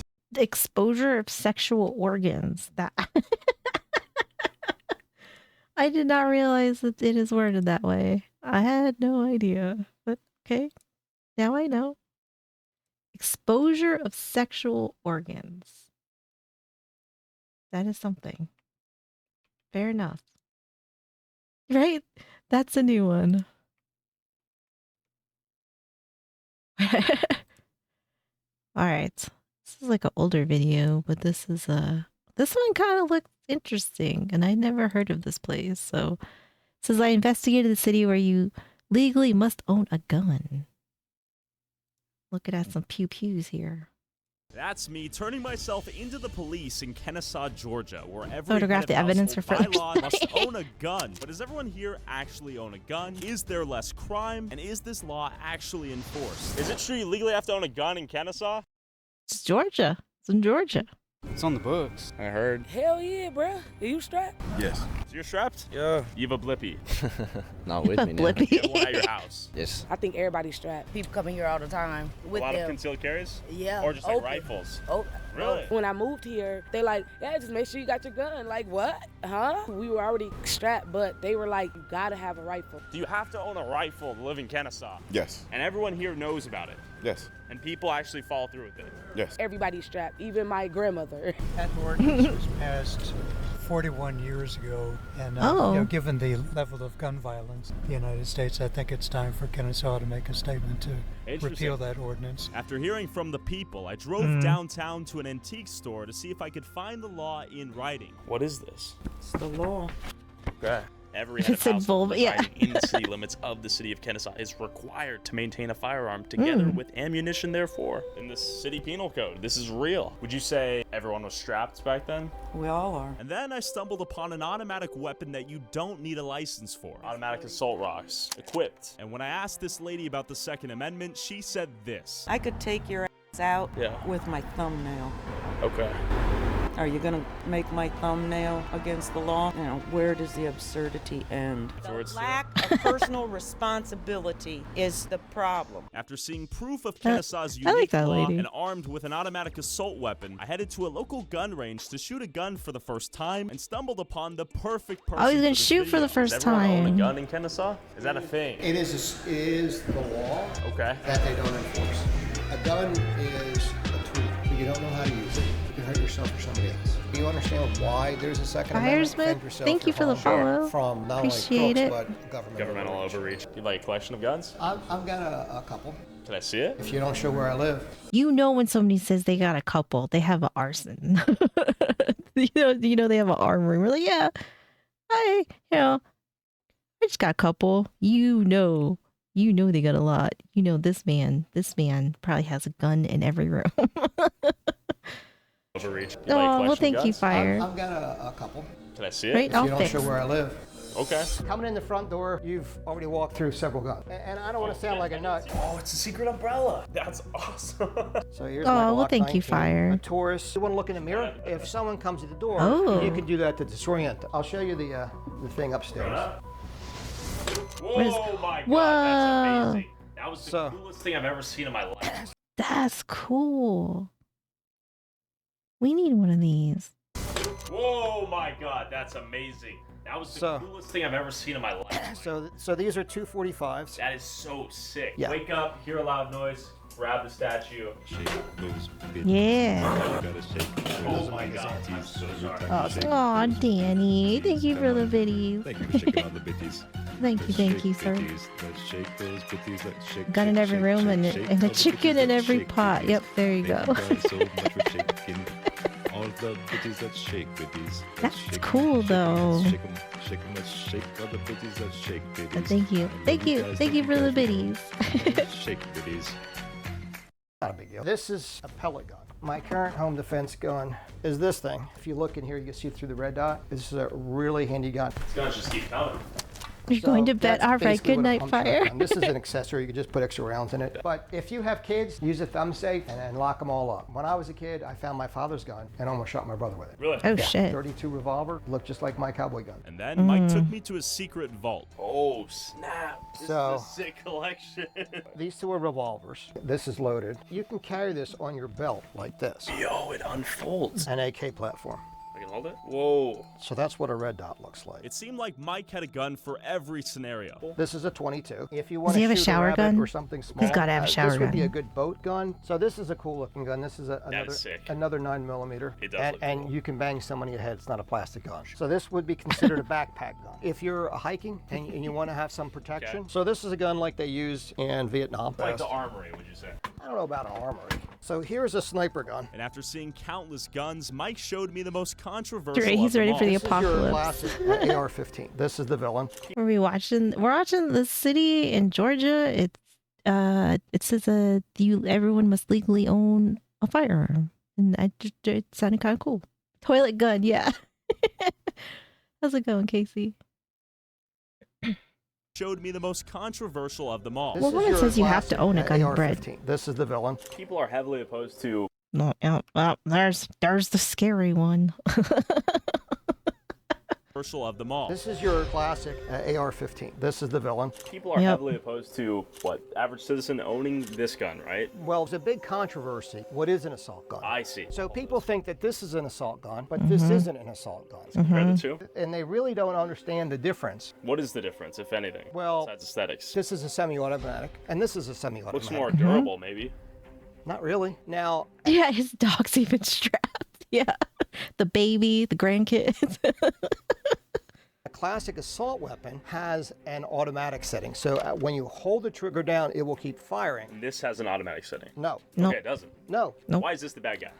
It's propaganda. Okay. I could put a 30-round magazine in this. Okay. I could put a 10-round magazine in this. I could put a Got it. 30-round magazine in my pistol. And it's not the bad guy, because if they're not using this, they're going to use something else. They're under the misunderstanding that the AR stands for automatic rifle, and it doesn't. Very few people. Or they think it stands for assault rifle, which is not right either. They're under the misunderstanding that the AR stands for automatic rifle, and it doesn't. Very few people have automatic rifles. So really no different than, this pistol is semi-automatic. It's so strange to you. you. This pistol into something. I mean, I think it's cool. I think it's cool. I'm a little bit jealous of his collection. I'm not gonna lie. This pistol is semi-automatic. And I can turn this pistol into something similar to the firepower of the AR. Why are kids killing each other now? That's a good question. Okay. I think it has a combination of a lot of things. Okay. Some of them, I think there's a lot more pharmaceuticals. You have a lot of people on Adderall. You have a lot of people he's on Prozac. going down that different route. Okay. medications that could affect you. And so once they take away the ARs, the next thing they're going to do is take away your 9mm handgun. And the only people left with weapons would be criminals, and law enforcement, and the government. And after seeing Mike's collection, I went back to the gun range. I like that safe he has too. Criminals, and law enforcement, and the government. And after seeing that's a nice safe. Mike's collection, I went back to the gun range God, to look lose at my your gun AR. virginity and see if the concerns regarding owning an AR. This is I'm excited to see. I'm excited to see him shoot for the first time. 15 were justified. But first, I warmed up with a pistol. Yeah, that's a good warm up. I've officially caught my Glock cherry. I was surprised how much these little things kicked back despite my massive forearms, and my aim was absolutely terrible. Let's try an AR-15. The big boys. Clown of your nightmares. Time to decimate him. I was curious to see if a Ooh. complete noob like Where's I want a clown target. Look, that one's cool. I have hot pink targets. That's what I have. Mine, big surprise, right? Like they're hot pink and black. That's the one that we used the last time we went.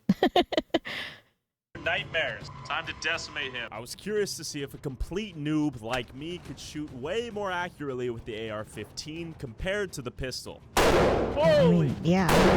That is crazy. Oh, bro, you gotta lean into it a little bit more. Oh God, we got. Ah! I mean, at least if this one doesn't like kick too bad. Well, I mean, he's never. This is his first time. You know, we gotta give him a little bit of leeway. You know, like this is his first time shooting. Obviously, everything about this is gonna feel foreign, right? I mean, the guy probably should have maybe like set him up a little bit better here, like with his stance and everything, and maybe, you know, try to position him a little bit better. But at the same time, this is all very, very, very foreign to him. The AR-15 compared to the pistol. Holy! That is crazy. But yeah, he's ripping his shoulder. Holy shit! Look, he did good though. Scarily accurate. Every bullet's on target. That's the big scary one. But in reality, this one's way more powerful and semi-automatic. Let's give this a shot compared to this one. That's it. Holy, that's powerful. Yep, That's yep. a punch in the pack right there. Way more of a kickback than this right here. A little bit less visually scary, but that was the strongest kickback in anything. It's interesting that some of the other guns I shot were more powerful, portable, accurate, or all of the above, yet receive a fraction of the fear and outrage the AR-15 generates. So I flew to Washington, D.C., where in 1976 they banned residents from owning handguns, automatic firearms, or high-capacity semi-automatic firearms. This law was later repealed and deemed unconstitutional. But do the people here still think guns should be banned, and what do they think of the Second Amendment? People shouldn't in an hour. Own assault rifles for sure. What is an assault rifle, madam? Pray tell. What do they think of the Second Amendment? People shouldn't be able to own assault rifles for sure. I think that guns kill people, so. What is your name? Karen. Karen, what are your thoughts on guns? I think they're disgusting. I think they're horrible, and Okay. I don't believe in them. Because I think the kids get into it and they shoot their friends or whatever. I mean, I'm not a big fan of guns. Yeah. We need more gun control in this country. I just think it's too easy to get one, especially with like school shootings. Okay. I don't like assault rifles. If it was like an AR-15. Yeah, if it was an AR-15, like I don't think you would need to have that. Because why do you need that? Yeah. Okay. But if it was like a smaller gun, All right, checks out. maybe because like you never know what's gonna happen. Oh my God. Yeah.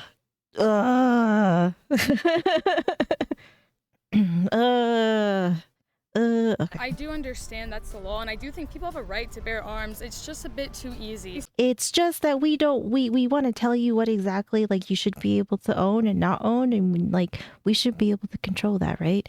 Because like you don't need the scary AR. Except I would love to know like how many of these people that he's talked to have ever actually tried to go purchase a firearm and have actually ever shot one. I do understand that's the law, and I do think people have a right to bear arms.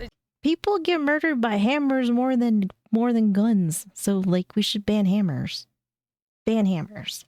It's just a bit too easy. It's scary how easily you can get your hands on a gun, especially when like you can't even drink alcohol. I think maybe something small, perhaps to protect yourself if you so feel. Like a handgun or something? Sure, yeah.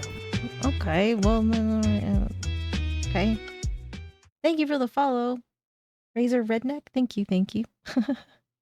I mean, back then, people could own cannons. So, like, maybe we should bring that back. Let's, let me own a cannon.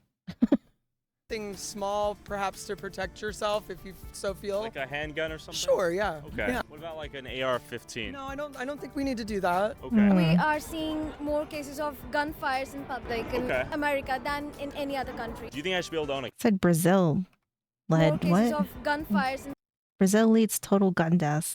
This is from 2019. public in America than in any other country. Do you think I should be able to own a gun? Yeah, sure, why not? Okay, cool. Where are you from? I'm from Texas. I love guns. I don't legally own any, but I love shooting guns. People who are armed, like at a civilian level, it makes it much harder for the government to take over. However, disaster struck very close to home. There was a grocery store in Buffalo. It's the site of a catastrophe. Armed assailant did a racially targeted attack over there and murdered 12 people in cold blood with an AR-15. Gunning those people down with ease, like it was a video game. It's kind of an eye-opener. So like someone with that much firepower can do some serious damage. After hearing the mixed opinions of the people of DC, I flew back to Kennesaw to see if the police would arrest me for not owning a gun. Well, I don't know if I'm actually guilty of You don't anything. live here, though. Confessing. Confessing what? First of all, I obviously want to plead the fifth. Second of all, I don't know if this is incriminating, but I'm just going to tell you anyways. Dude, what is it, man? Okay. You guys aren't going to... You are stressing them out, Tyler. You can't do this. me or tackle me. I don't own a gun, and I was made aware that it's illegal to not own a gun. We don't really enforce it. That's like your choice if you want to own a gun. So you're not going to put me in jail for not owning a gun? No. So No. That is like a city ordinance. It's a city ordinance. So it is the law? We're not going to charge people for not owning. These officers are sweet. That's this man looks like he's, bro. Bubau gave me a heart attack. You can't come in here talking like that. It is like a city ordinance. It's a city ordinance. So it is the law? We're not going to charge people for not owning a gun. I'm not going to jail? No. Any good bars around here? Owl's Pub, Suburban. Good, man. What's my crime? What's my crime? What's my crime? Go ahead and chase me again. That's me. That was interesting, though. I didn't know that there was a town in Georgia that was like that, though. That was pretty interesting. The survey doesn't shock me. I kind of figured, but especially DC, I kind of figured that was gonna be the consensus when he went to go and survey people in there. But that town, I had no idea. I didn't even know that was a thing somewhere. So that's pretty cool. Yep, taser. He doesn't own a gun, taser. All right, this is 15 years stranded on the Isle of Sand. This is sort of scary, interesting. We haven't watched one of these videos in a while. This is Tromelin Island. It is exactly as barren as it looks. So much so that it used to be known simply. Oh, sorry. I think we're gonna buffer for a sec. Sorry. Or it might get like pixelated maybe. I don't know. So my OBS says it's red. I think we're gonna come back. Simply as the Isle of Sand. In 1761, almost 100 people captured from their homeland were abandoned here, and most of them were never seen or heard from again. This is their horrifying story.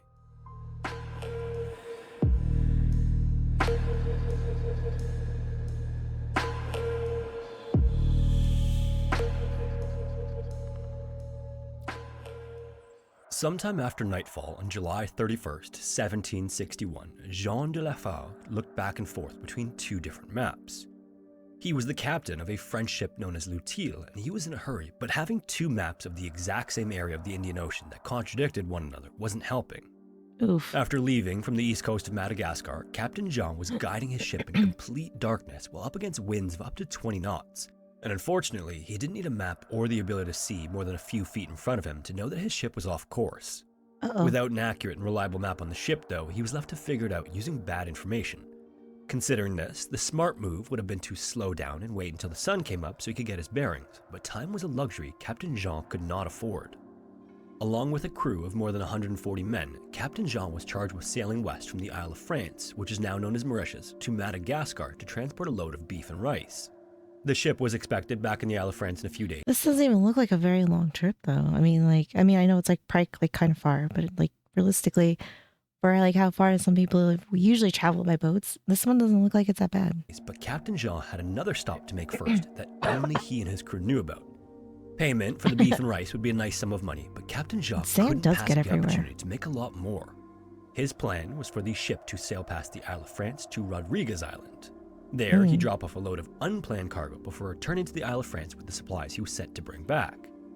Below deck, 160 men, women, and children of Malagasy descent, or natives of Madagascar, were locked in the cargo hold to be sold when Captain Jean landed on Rodriguez Island. Shit. And the payday he was supposed to get for them went far beyond the worth of beef and rice, so he was anxious to make it to the island from the moment the Malagasy were forced on board. By 1761, they fetched a premium since the governor of the Isle of France ordered a ban on that type of activity. So along with this being a lucrative trip, it was also a highly illegal one. And all these factors weighed heavily on Captain Jean's decision-making. While he tried to figure out where the ship was, the crew were busy executing his orders to keep the ship moving as planned, because in his mind, waiting for daylight wasn't an option. However, had he been just a little bit more patient and at least waited until first light, he would have noticed the tiny island directly in the ship's path. In fact, it wasn't so much the island that would have caused alarm, it was the reef that surrounded it just below the surface. And Captain Jean found out just how protective of the island it was when the choppy waters of the Indian Ocean caused the ship to collide with the reef. Right away, this was a fatal blow to the ship. The hull was smashed open and water overtook it within minutes. Captain Jean and most of his crew abandoned ship and swam to the safety of the island, but even still, 18 of the men were swept out to the sea in the storm and drowned. Horrifyingly, many of the Malagasy in the cargo had no escape from the rushing water, and those who could get out did so through the hole the reef had created. When the ship sank moments after the damage was done, it did so with almost half of the Malagasy still trapped in the cargo hold. Oh my god. As the sun rose and in the wake of losing their ship, the magnitude of their predicament could finally be seen. More than 120 crewmen and between 60 and 80 Malagasy made it safely onto land after the wreck. Unfortunately, they were stranded on an island that at the time was known as the Isle. As if it wasn't bad enough for the Malagasy, then this happens and then a bunch of them drown. And when the survivors could finally see where they were as morning set in, they all must have felt an immediate sense of dread. The Isle of Sand is about the worst place in the world to be stuck. First discovered by France in the 1720s, it's about 300 miles northwest of Reunion Island and 280 miles east of Madagascar, so it's essentially in the middle of nowhere in the Indian Ocean. The island was once a volcano that eroded over millions of years, maybe even longer, and sea levels didn't leave much of it remaining above the water. On top of that, the island has a land area of about a single square kilometer. Imagine an island the size of an average city block. But that's not all. Its highest point is just 23 feet above sea level, so spotting any ships in the distance was out of the question. Oh man. That's no problem on an island with trees, but the Isle of Sand was literal in name. In fact, outside of a few blades of grass and a couple of shrubs that weren't even knee-high, the island was completely devoid of vegetation. And because there are so few plants, animals aren't exactly plentiful either. There were fish in the water and the nearby reefs, but those same reefs would make fishing difficult. Just about the only easily accessible food are the seabirds that land on the island and the turtles that come up to shore, which is obviously barren by any standards. The island is also just south of the equator and is classified as having a mild tropical climate, but with no trees or shade, temperatures on the island are anything but mild during most of the year. In fact, July and August are the only months when the average temperatures just barely dip below 80 Fahrenheit or 27 Celsius. For the rest of the year, the sun beats down and it's sweltering. Oof. Its size and lack of protection from the elements also means that even the most comfortable days are windswept. Violent cyclones and tropical storms also pop up relentlessly during the summer months, which at the very least brings lots of rain. This, as you might imagine, is particularly important for anyone planning on spending any time on the island since it has no source of fresh water. From the moment Captain Jean washed up on the island with the rest of the survivors, his behavior grew increasingly erratic.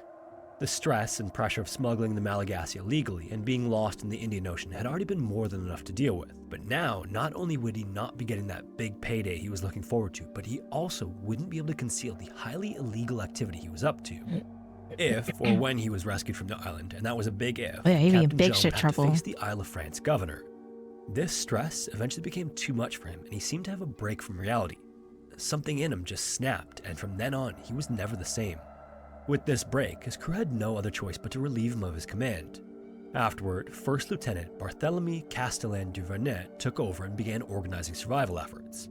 In the first little while after the stranding, the crew gathered up anything from the ship that washed up on the island, while others swam out to the wreck and retrieved supplies still inside. Because of this, they managed to stockpile a considerable amount of wood, food, and various items that could come in handy. However, something that should have been the top priority, which was sourcing drinkable freshwater, was completely overlooked. Since the crew had control of all the food and water and the Malagasy were not seen as equals, there was little reason for them to address it at the start of their ordeal. Damn. This would result in 8 Malagasy dying from dehydration in the first few days. Oh gosh. It was only after their deaths that the new captain ordered a well to be dug to find water. And despite their shared circumstances, the social divide between the two groups remained in place. They shared the work side by side, necessary survival tasks like the construction of an oven for cooking and a forge for melting metal, but very little of the food and water stores were shared with the Malagasy. The crew even placed a literal divide between them and the Malagasy by setting up a camp on the opposite end of the island.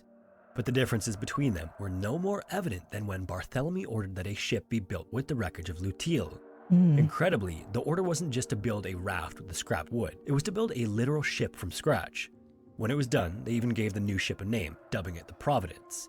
Then, on September 27th, almost 2 months after their stranding, the Providence was loaded up and departed the Isle of Sand. When it did, it left all of the surviving Malagasy behind, with only a promise to send a ship back to rescue them. Was that a lie though? Because they weren't supposed to have them in the first place, so I feel like they probably just lied to them and then just left them there to die.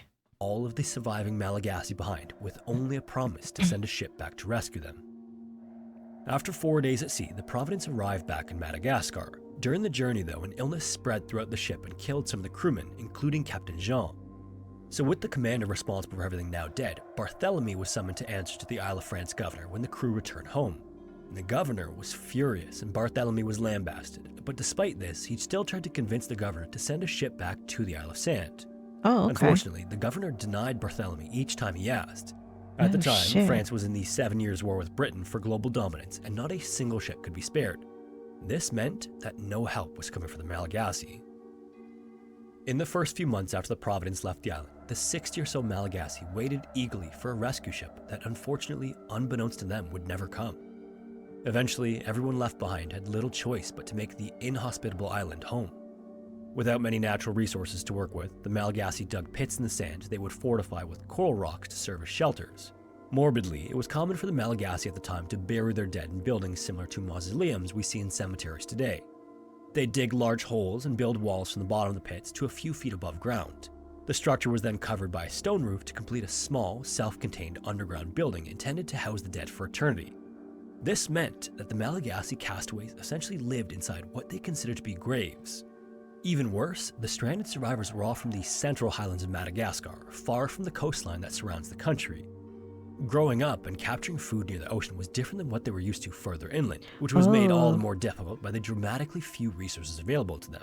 Dang. So like I wonder if they were from like towards the coast, if they would have maybe had a little bit better odds, I guess. I don't know. Or maybe kind of like knew more about fishing and stuff like that.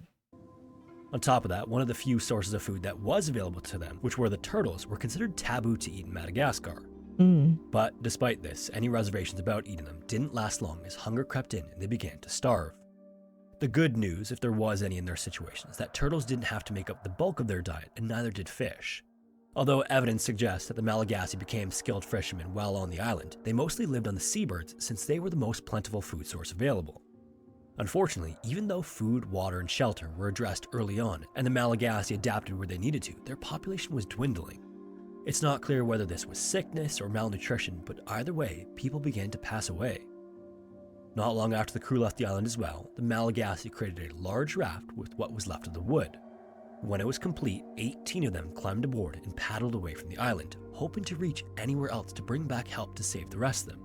Tragically, these 18 were never seen again. Oh no. As time passed, the original months they were stranded slowly turned to years on the little barren island, and hope began to fade. After 3 years, most of the Malagasy had died, leaving just 15 of the original 60 alive. A year after the Providence landed in Madagascar, Barthélemy left to return to France, but admirably, he continued to ask officials to send a rescue to the Malagasy. The governor held firm every time a letter from Barthélemy arrived, but Barthélemy didn't limit himself to just the governor. He targeted anyone with any kind of political sway who could authorize a rescue effort for them, and his nagging eventually grew too much for the Isle of France Minister of Marine Affairs. In 1772, 11 years after L'Utile sank and with the war over, Barthélemy was finally successful. The Minister of... At least this guy never gave up, though. I mean, like, I gotta give him credit there. At least he, like, never gave up, even though it didn't sound like, you know, like anybody really cared. After L'Utile sank and with the war over, Barthélemy was finally successful. The Minister of Marine Affairs agreed to send a ship to rescue the Malagasy. This was unfortunately slow-moving as well, so another 3 years would pass before any ship even left the port for the Isle of Saint. I mean, he kept at it for over a decade to try to, like, you know, I guess maybe he just hoped that they'd be there, or I guess if they were all dead, maybe bring them back and like they could be buried. I don't know, you know, but at least he... Not even a reported sighting of the Malagasy kept by a at passing ship in 1773, or Barthélemy getting the French media involved was enough to speed up the rescue. Then, finally and frustratingly, when the first ship was sent to the Isle of Saint in 1775, it made it to the outer edge of the protective reef before turning back.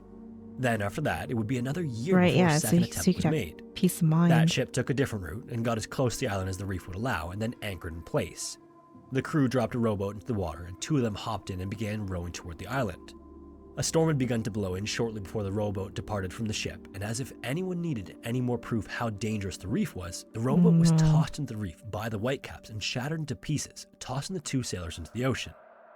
One of the men swam back to the ship and the other swam to shore, and then watched his ship pull up its anchor and abandon him there. Oh my god. Afterward, the stranded crewmen became part of the small community of Malagasy and eventually led another project to build a raft. This is like everything that could go wrong went wrong. This is, I mean, like, this is like the worst luck ever. Like, and this is like more than a decade later, and then like they finally get there, and then this hits. It's like, holy hell. The only difference between this raft and the one made more than a decade earlier was the feather sail made from the seabirds who inhabited the island. When the craft was done, the sailor was joined by 6 Malagasy, and the raft floated into the Indian Ocean. But again, the raft and everyone else on board were never heard from again. Oh no. The remaining Malagasy returned to their solitude when the raft left, hopeful that it would reach land and they'd soon be saved. But as months went by, it became clear that no one was coming to save them. You have to imagine that each of these attempts at rescue would only be more devastating when all of their new hope was crushed as time went on. How many do we have left now? They must have even grown accustomed to rescue attempts of every kind failing. They must have finally accepted that they would never leave the Isle of Saint. I would too. I'd be like, you know what? This is it. I'm going to die here. And whenever that happens, it's going to happen. And we are never going to get rescued. Continued on with any semblance of normal life they established after being left behind by the French crew. But everything changed for them on November 29th, 1776. That was the day when a small French warship named the Dauphine pulled into the island under the command of Captain Jacques-Marie Boudin de Tromelin. And what he and his crew found was shocking. Of the 60 to 80 Malagasy who survived the shipwreck, only 7 women remained. One of them was holding an 8-month-old baby that had been born on the island, and all of the rest of them were wearing clothes made from seabird feathers they braided together. Oh my god. Captain Jacques would survey the conditions the Malagasy had been living in and could hardly believe his eyes. There were small buildings clustered together, and a shed had been built from coral stones to store food. The Malagasy even managed to construct a small lookout tower to watch ships. But thankfully, despite all of these amenities they had created, finally their ordeal had come to an end. When Captain Jack brought the women and 1 infant on board and the Dauphine pulled away from the island, it was the first time the Malagasy had been anywhere but the Isle of Saint in 15 years. God. The women were then brought to the Isle of France and welcomed by its new, empathetic governor. He immediately declared them free and arranged to have them taken back to Madagascar, but the women actually refused to go. Oh. It's unclear whether the refusal had to do with the potential of being part of another shipwreck or something else, but the governor accepted their decision. And I mean, I could see this being a few things, you know, maybe, you know, like they don't want to go out because like, it might be like too traumatizing to go back onto a boat again, right? And then maybe they're just like, you know, we just we just don't want to go back there anymore. Had to do with the potential of being part of another shipwreck or something else, but the Yes, governor accepted their a baby decision was and still instead gave made. them citizenship on the Isle of France. Oh, that's nice. The infant and his mother and grandmother were eventually Yeah, taken no in more by the boat governor, rides. went on to live with him on his estate. He also Oh. renamed and baptized each of them, making them a part of his family. Then, after the others settled on... That's actually really nice. That's really nice. I feel like this is like the kind of stuff that like you never really get to hear about. Also renamed and baptized each of them, making them a part of his family. Then, after the others settled on the Isle of France, history lost track of them, and that was sort of the end of their story. For his successful rescue of the Malagasy, the Isle of Sand was renamed in honor of Captain Jack to Tromelin Island, which is what it is still named today. And the little sandy island is still sitting in the middle of the Indian Ocean. And because of its unlucky inhabitants 300 years ago, it's become an important archaeological site. Since 2006, 4 archaeological expeditions have taken place to uncover how the Malagasy managed to survive for 15 years in a place that's almost completely uninhabitable. Yeah. The first expedition documented and examined the remains of the shipwreck, and by then the only signs of it were the items that couldn't be lifted to the surface, like anchors, cannons, ammunition, and rigging. Otherwise, the Malagasy had managed to use everything else they had at their disposal. The next expedition focused on locating artifacts and the remains of those who died while stranded. Archaeologists would go on to discover 3 of their buildings, including one that almost certainly was used as a kitchen. It contained the oven that was built when they were first stranded and a stack of copper bowls the Malagasy got from the ship. The bowls showed obvious signs of both wear and repair, which was a significant accomplishment considering what they had available to them. Yeah. Fixing the copper bowls required bolting a patch of copper over a hole, but the Malagasy had no loose copper, bolts, or many tools. But despite this, they managed to source copper from the shipwreck and then melt it and mold it to create a bowl patch. For rivets, they rolled up thin sheets of copper and drilled holes into the patches by using a combination of bone and other metal tools. Handmade spoons were also found, as was an iron tripod that held cookery over an open fire. There was also a large bowl made of lead found among the kitchen artifacts, leading archaeologists to conclude that the survivors likely dealt with the consequences of lead exposure at some point later in their lives.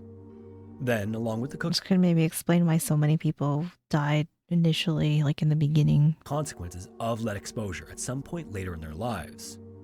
Then, along with the cooking vessels, the dig uncovered pieces of jewelry made of copper, which included rings, necklaces, and bracelets found in the sand. There was even a comb that had been fashioned from copper to be used to untangle hair. These might seem like inconsequential discoveries, but these were signs that the Malagasy established a small society on the little barren island. And somehow, against all odds, they managed to survive some of the worst conditions imaginable. That's As far as the other impressive. details about the 15 years the Malagasy spent on Tromelin Island, they've been lost to history. A series of interviews was done with each of the survivors, but any record of the details of their first-hand experience has never been located. If you made it this far, thanks so much for watching. We have a whole bunch of other historic... Of course, that was crazy. That was kind of wild. I had no idea that that was something that even existed. God damn. Well, color me impressed. You ready for your Bigfoot AI video for the day? This one looks funny because it says he caught a park ranger. How can we not think this is amusing? Oh, man. Good morning, everyone. Just woke up, ready to start the day. Let me show you where I slept. Didn't sleep in my usual cabin last night. Felt signs of humans getting too close. Safer to keep moving when the forest feels off. This is how I keep my teeth clean. You just take a pine cone and scrub. Look at that shine. Starting the day with a good squat really limbers up these old forest gams. Gets the sap flowing. It's a good day to be out and moving. The forest feeling just right. Let me show you around.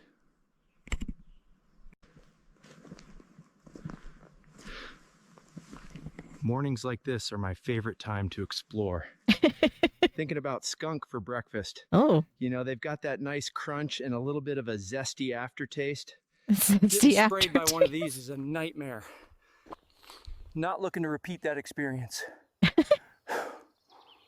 Gonna use this rock to sharpen this stick into a spear. Too risky to get close to a skunk without some distance. Toothbrush Always keep into a it, sharp yeah. edge. Easier to hunt. Ooh. Always use long, even strokes. Right, they got Keep that the nice pressure crunch. consistent. You want a good, sharp point. Good, strong strokes. Why are we grunting like When that? sharpening stick, always scrape away from self. Gotta keep moving. That skunk can't hide forever. I'll find him.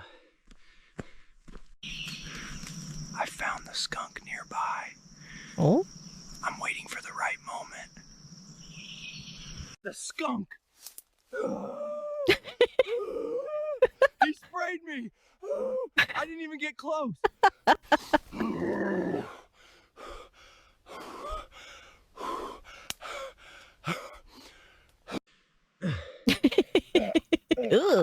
It's been 3 days and the skunk smell just won't go away. I've tried everything. This is awful. I'm gonna mix these into a natural remedy to deal with that skunk smell. So I've got my pine needles, some leaves, these lovely red berries, and a bit of mud. This makes a great odor neutralizing paste. This forest remedy should pull out the skunk stink I and don't know if reset he's my got natural access scent. to tomato juice though. While the mixture dries, it's important to stay still and let the forest do its work. Quick dip to rinse off, and now I feel fresh and ready for the day. Creatures are slow and easy to catch. This one didn't put up much of a fight. Aww. All right, so found this little guy munching on my breakfast berries. What do you reckon I should do with him? He's kind of cute. You're lucky my pet wolf Lobo ain't here. He loves possum. You'd be a goner. Whoa, check that out. Way up there in that big pine, looks like we got ourselves a beehive.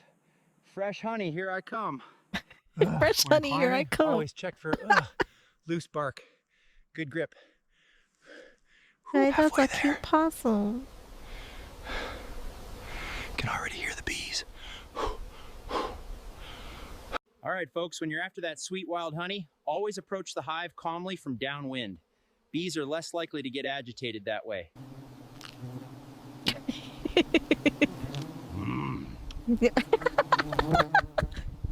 Oh, that honey was amazing. Got that sweet treat. Full of antioxidants, helps with allergies. Look who decided to show Heyo. up. It's Talon, probably drawn in by all the critters in this area. Today, Talon's gonna give us a bird's eye view of this amazing forest. So he's like a Disney princess, essentially. Because, I mean, how do you have all these animal friends if you're not a Disney princess? He's a Disney princess.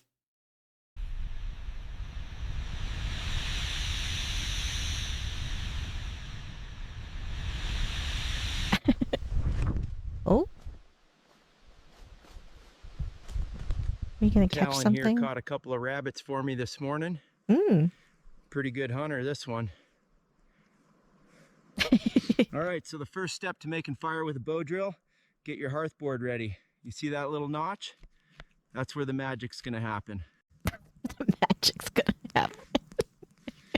Patience is key when you're building a good cooking fire. You can't rush it. It's organic drone, yeah. When you've skinned as many rabbits as I have, it's like taking off a glove. Low and slow is the secret. Don't rush the flame. Patience makes good rabbit. Cooked rabbit on a fire. Tasty.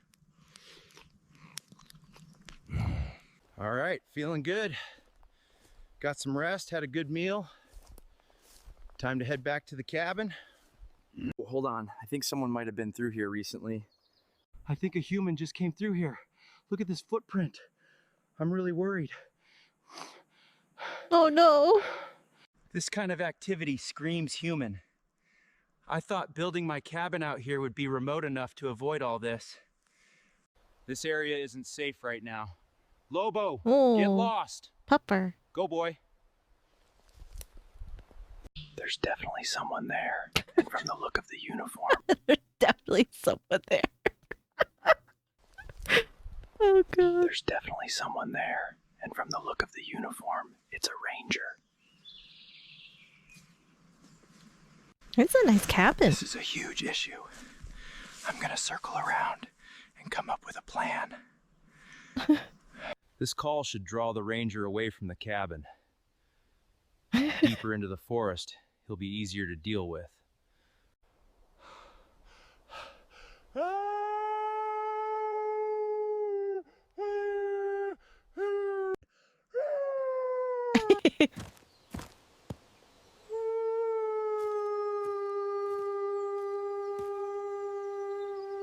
So simple setup, he'll come along, not see it, and whoop, right in. He won't know what hit him. Perfect. Whoop. Here he comes. Man, heavy-footed. Whoop. Where am I? What happened? So yeah, this is kind of where we're at now, I guess. Well, so this happened. Not ideal, I know. Oh. So I had to take this from the park ranger. It's for safety. Help me! Somebody help me, please! Oh, God. I can't just let the ranger go right here. I need to buy myself time to clear out, disappear, protect what's left. This is a national park. You cannot build here. I was sent to check an illegal cabin in these woods. No, he's not gonna kill him. He's just, making sure he doesn't see him and he can't leave, like he's gonna try and go off on his own. He's got to start a new life somewhere else. It is time for you to go downriver. You will never speak of this encounter to other humans. Well, folks, Ranger Rick here wasn't too keen on my sustainable foraging tips. Ranger Rick.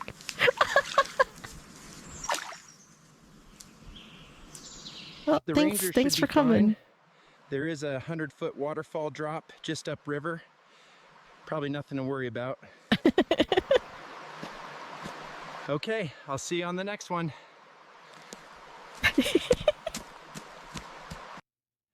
Oh my gosh. Oh, that was so good. That was great. I love that. I love his vlogs. They're so funny.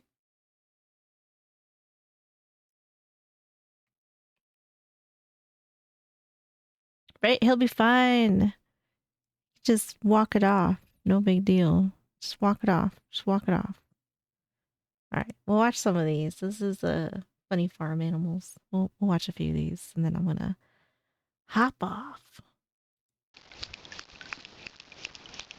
This is my goat. Oh. It's trying to headbutt me, bro. Yeah. That's a fainting goat.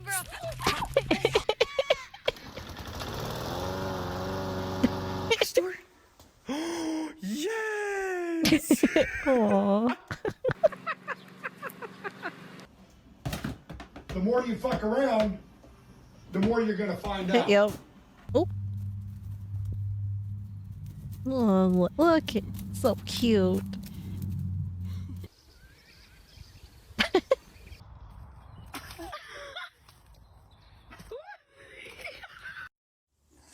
No, no. He's like, let me just pet you.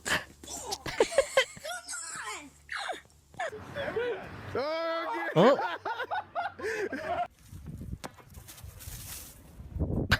Oh no. Moo. Ooh. Oh my God. Wow. So, oh. Right, let me love you. Oh my gosh. Aww. Oh. Oh.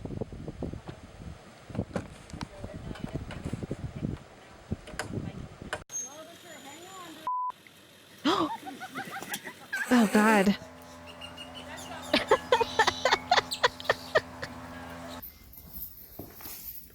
Oh.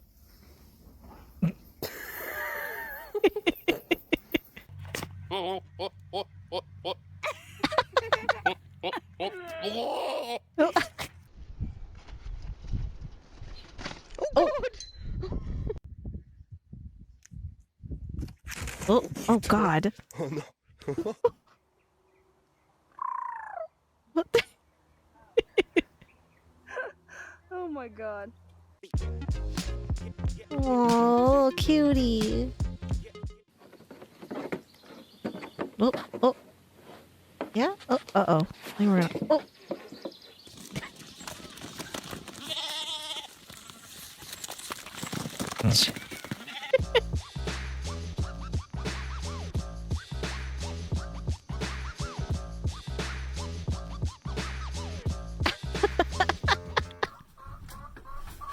Oof. Oh. Okay.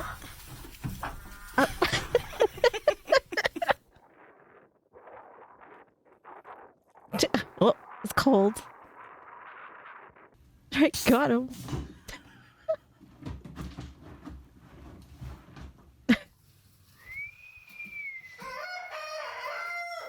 What? It's just a bunny. Oh.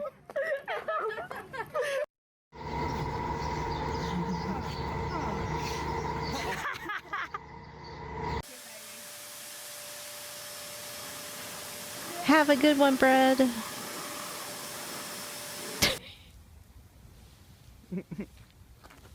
What are you got doing? an itch.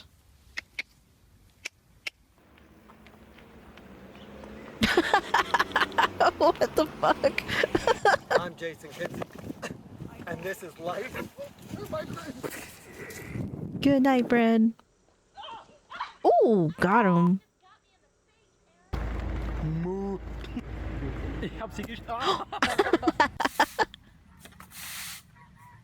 They're helping.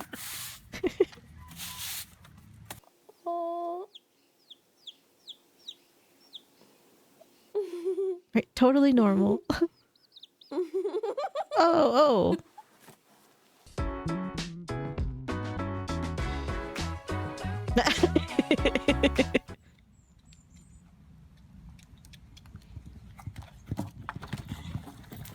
Oh.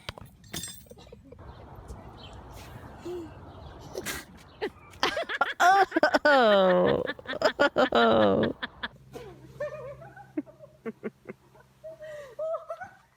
Oof. Oof. Oh, Lisa. Cows are just like dogs.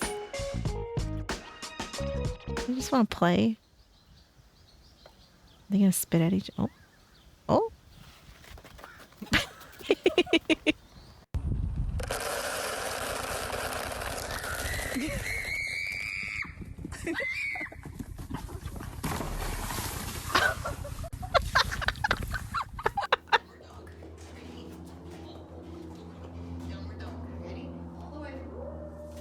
No way.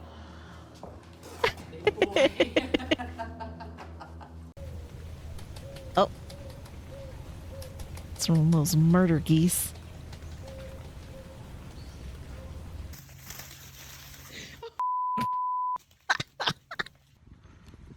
Bir dur ben de yiyeyim de ben dur. It would be fantastic. Yeah. They got it. Aww. A baby. Oh. Nope.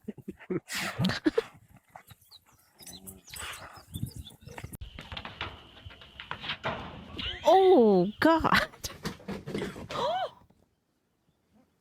That's kind of mean.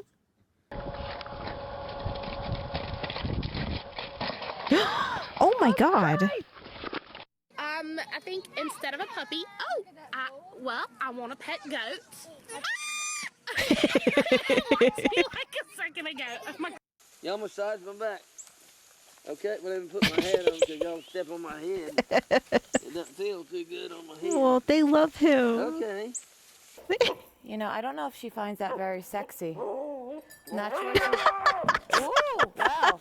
Okay. It said, oh, hell no. You gonna headbutt me again? Bully? Yeah. Hey, you gonna headbutt me again, are you? Oh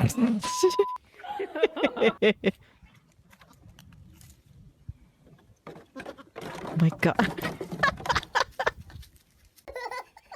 I still want one.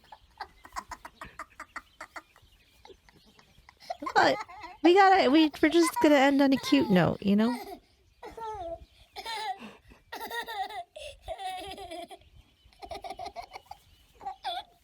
That goat's being really gentle with them. Holy. Oh my god. Oh my god. It's a kitty. Give him some snacks.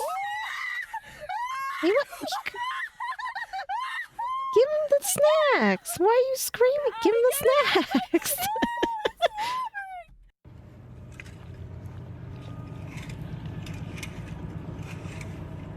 Oh, yep. Good girl, Penelope. Good girl, Penelope. Oh, Boop. oh, they got booped. Penelope. Good boy. Oh. Oh. Oh, she got you. That was rude, huh? Oh, poor Buzz. Bye, cow. Oh. Say moo. Are you okay, Bubba? Boo.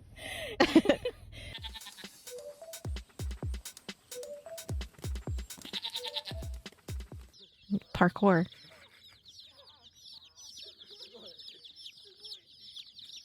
Oh my gosh. How many there are.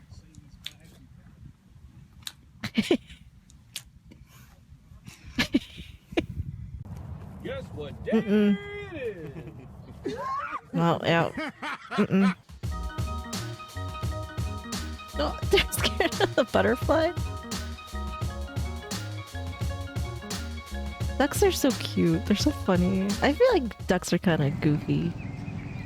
Oh, now, baby. Oh, oh.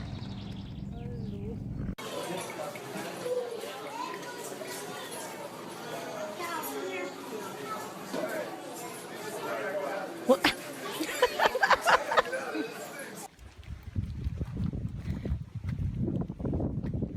Oh. You got a tomato?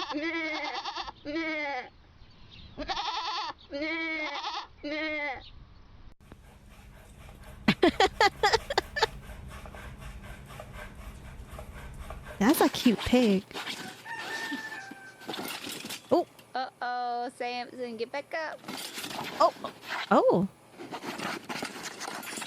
Jesus. Oh.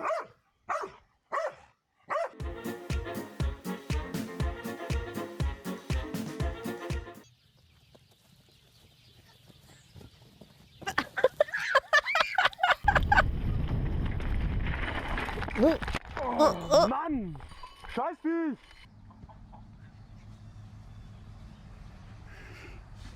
Oh. I feel like the dogs are being playful and the chickens are like, mad. Oh.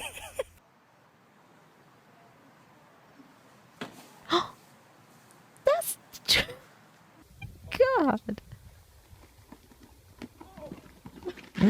Oh. Dang.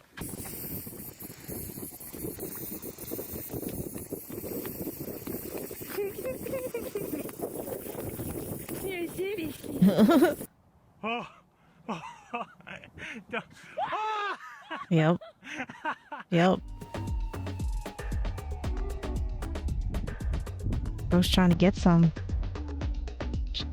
Doesn't care.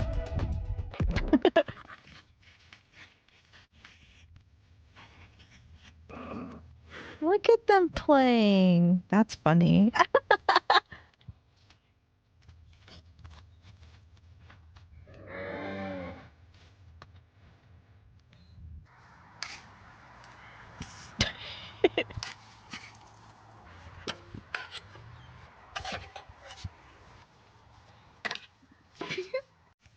Whoa, what are you doing? She loves a good butt rub. Oh my gosh.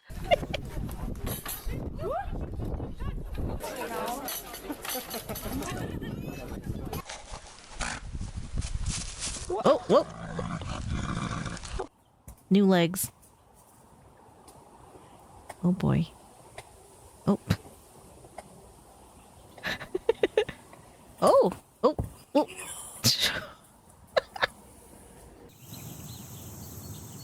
I love seeing little baby animals. Oh.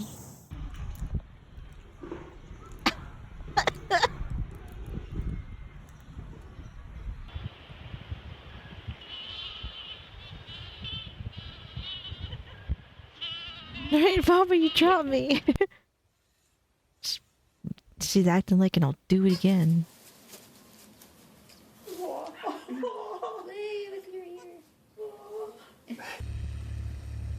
Aww. Little buddies.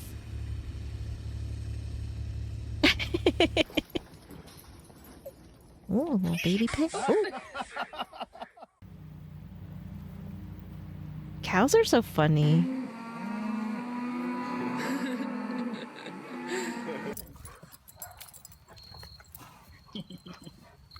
I think you finally annoyed him. Good boy.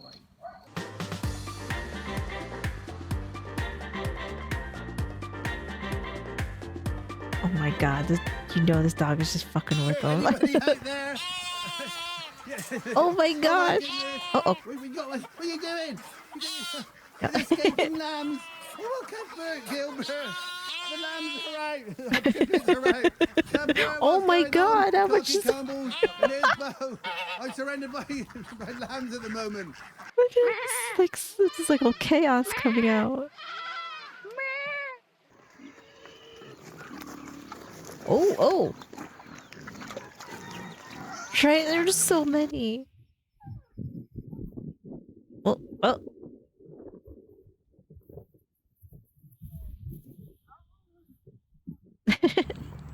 Oh, that was gross. Huh? Aww. That's the little one.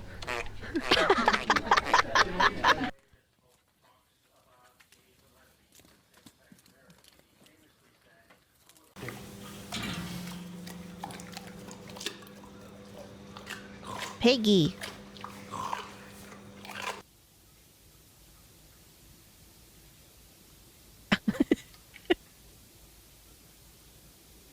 They have pigtails. No.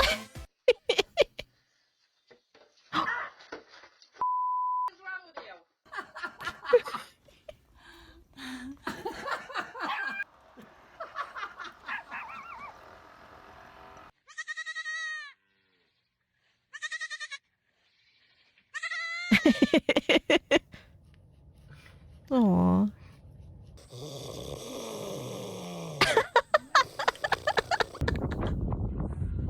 Aww.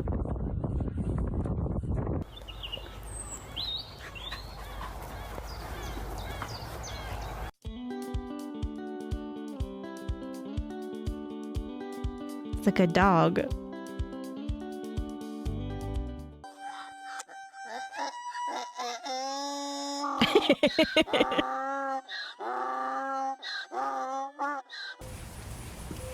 Oh, she's got deer. Oh my god, I want your job. I want this woman's job. Can I come help? Okay, that's all, baby. He doesn't like the music. That's all. Oh. Dog's like, this is not my kid. Oh, we got little guinea pigs.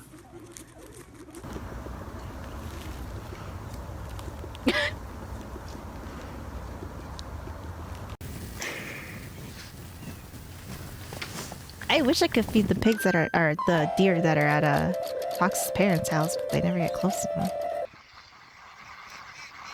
Oh. It's a goose army? Duck army? Randy, we're gonna show how we do our tricks. Bow. Very nice. Up. It's a perfect Aw. curtsy. Come here, Aw. No, I. Ooh.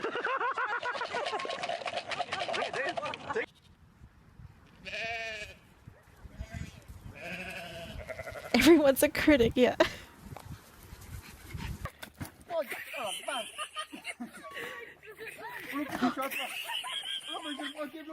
Oh, did you? I love seeing deer. Yeah, Tox's parents get all kinds of animals.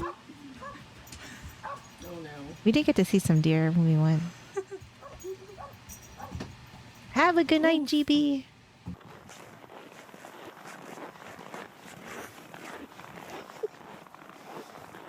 That's so funny. Turkey gang.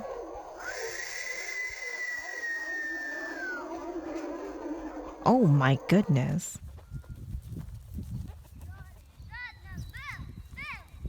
Oh, send it to me. Let me see. Oh my gosh.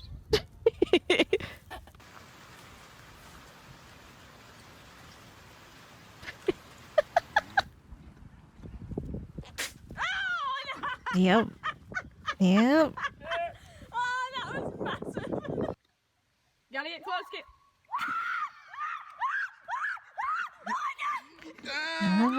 That's what they're gonna do. Oh, that's a great picture you took to Sai. Ooh, that's a big bird.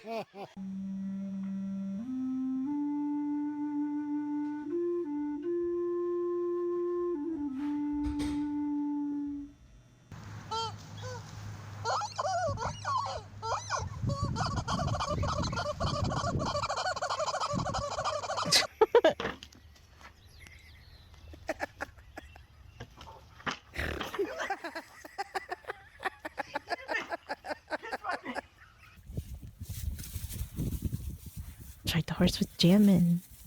Look at these little goats. Oh, I love them. Little babies.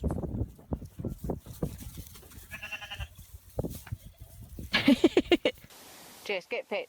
Get pet.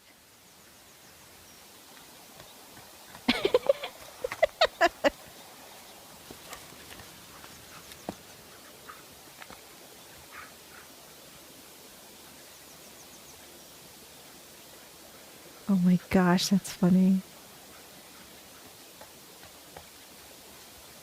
Right? Like, yeah, sheep seem like they really just zero fucks about anything. Oh, oh. Mr. Featherby! It's Mr. Featherby. Oh, I love that. Called for. We got itchies.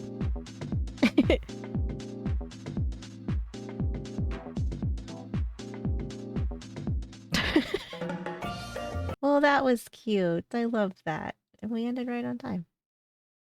Right, Mr. Featherby? I love it. I love it. That's such a great name. That's good. That was adorable. All right, guys. It is that time. Thank you for hanging out. I appreciate you guys being here. Have a good rest of your week. Have a good weekend. Of course. And I will see you guys next Tuesday nights. But yes, thank you. Thank you for hanging out. I really appreciate you guys being here and hanging out with me. So have a good night, guys. And yeah, have a good weekend, all that good stuff. And I will see you guys on Tuesday. All right. Take care, guys.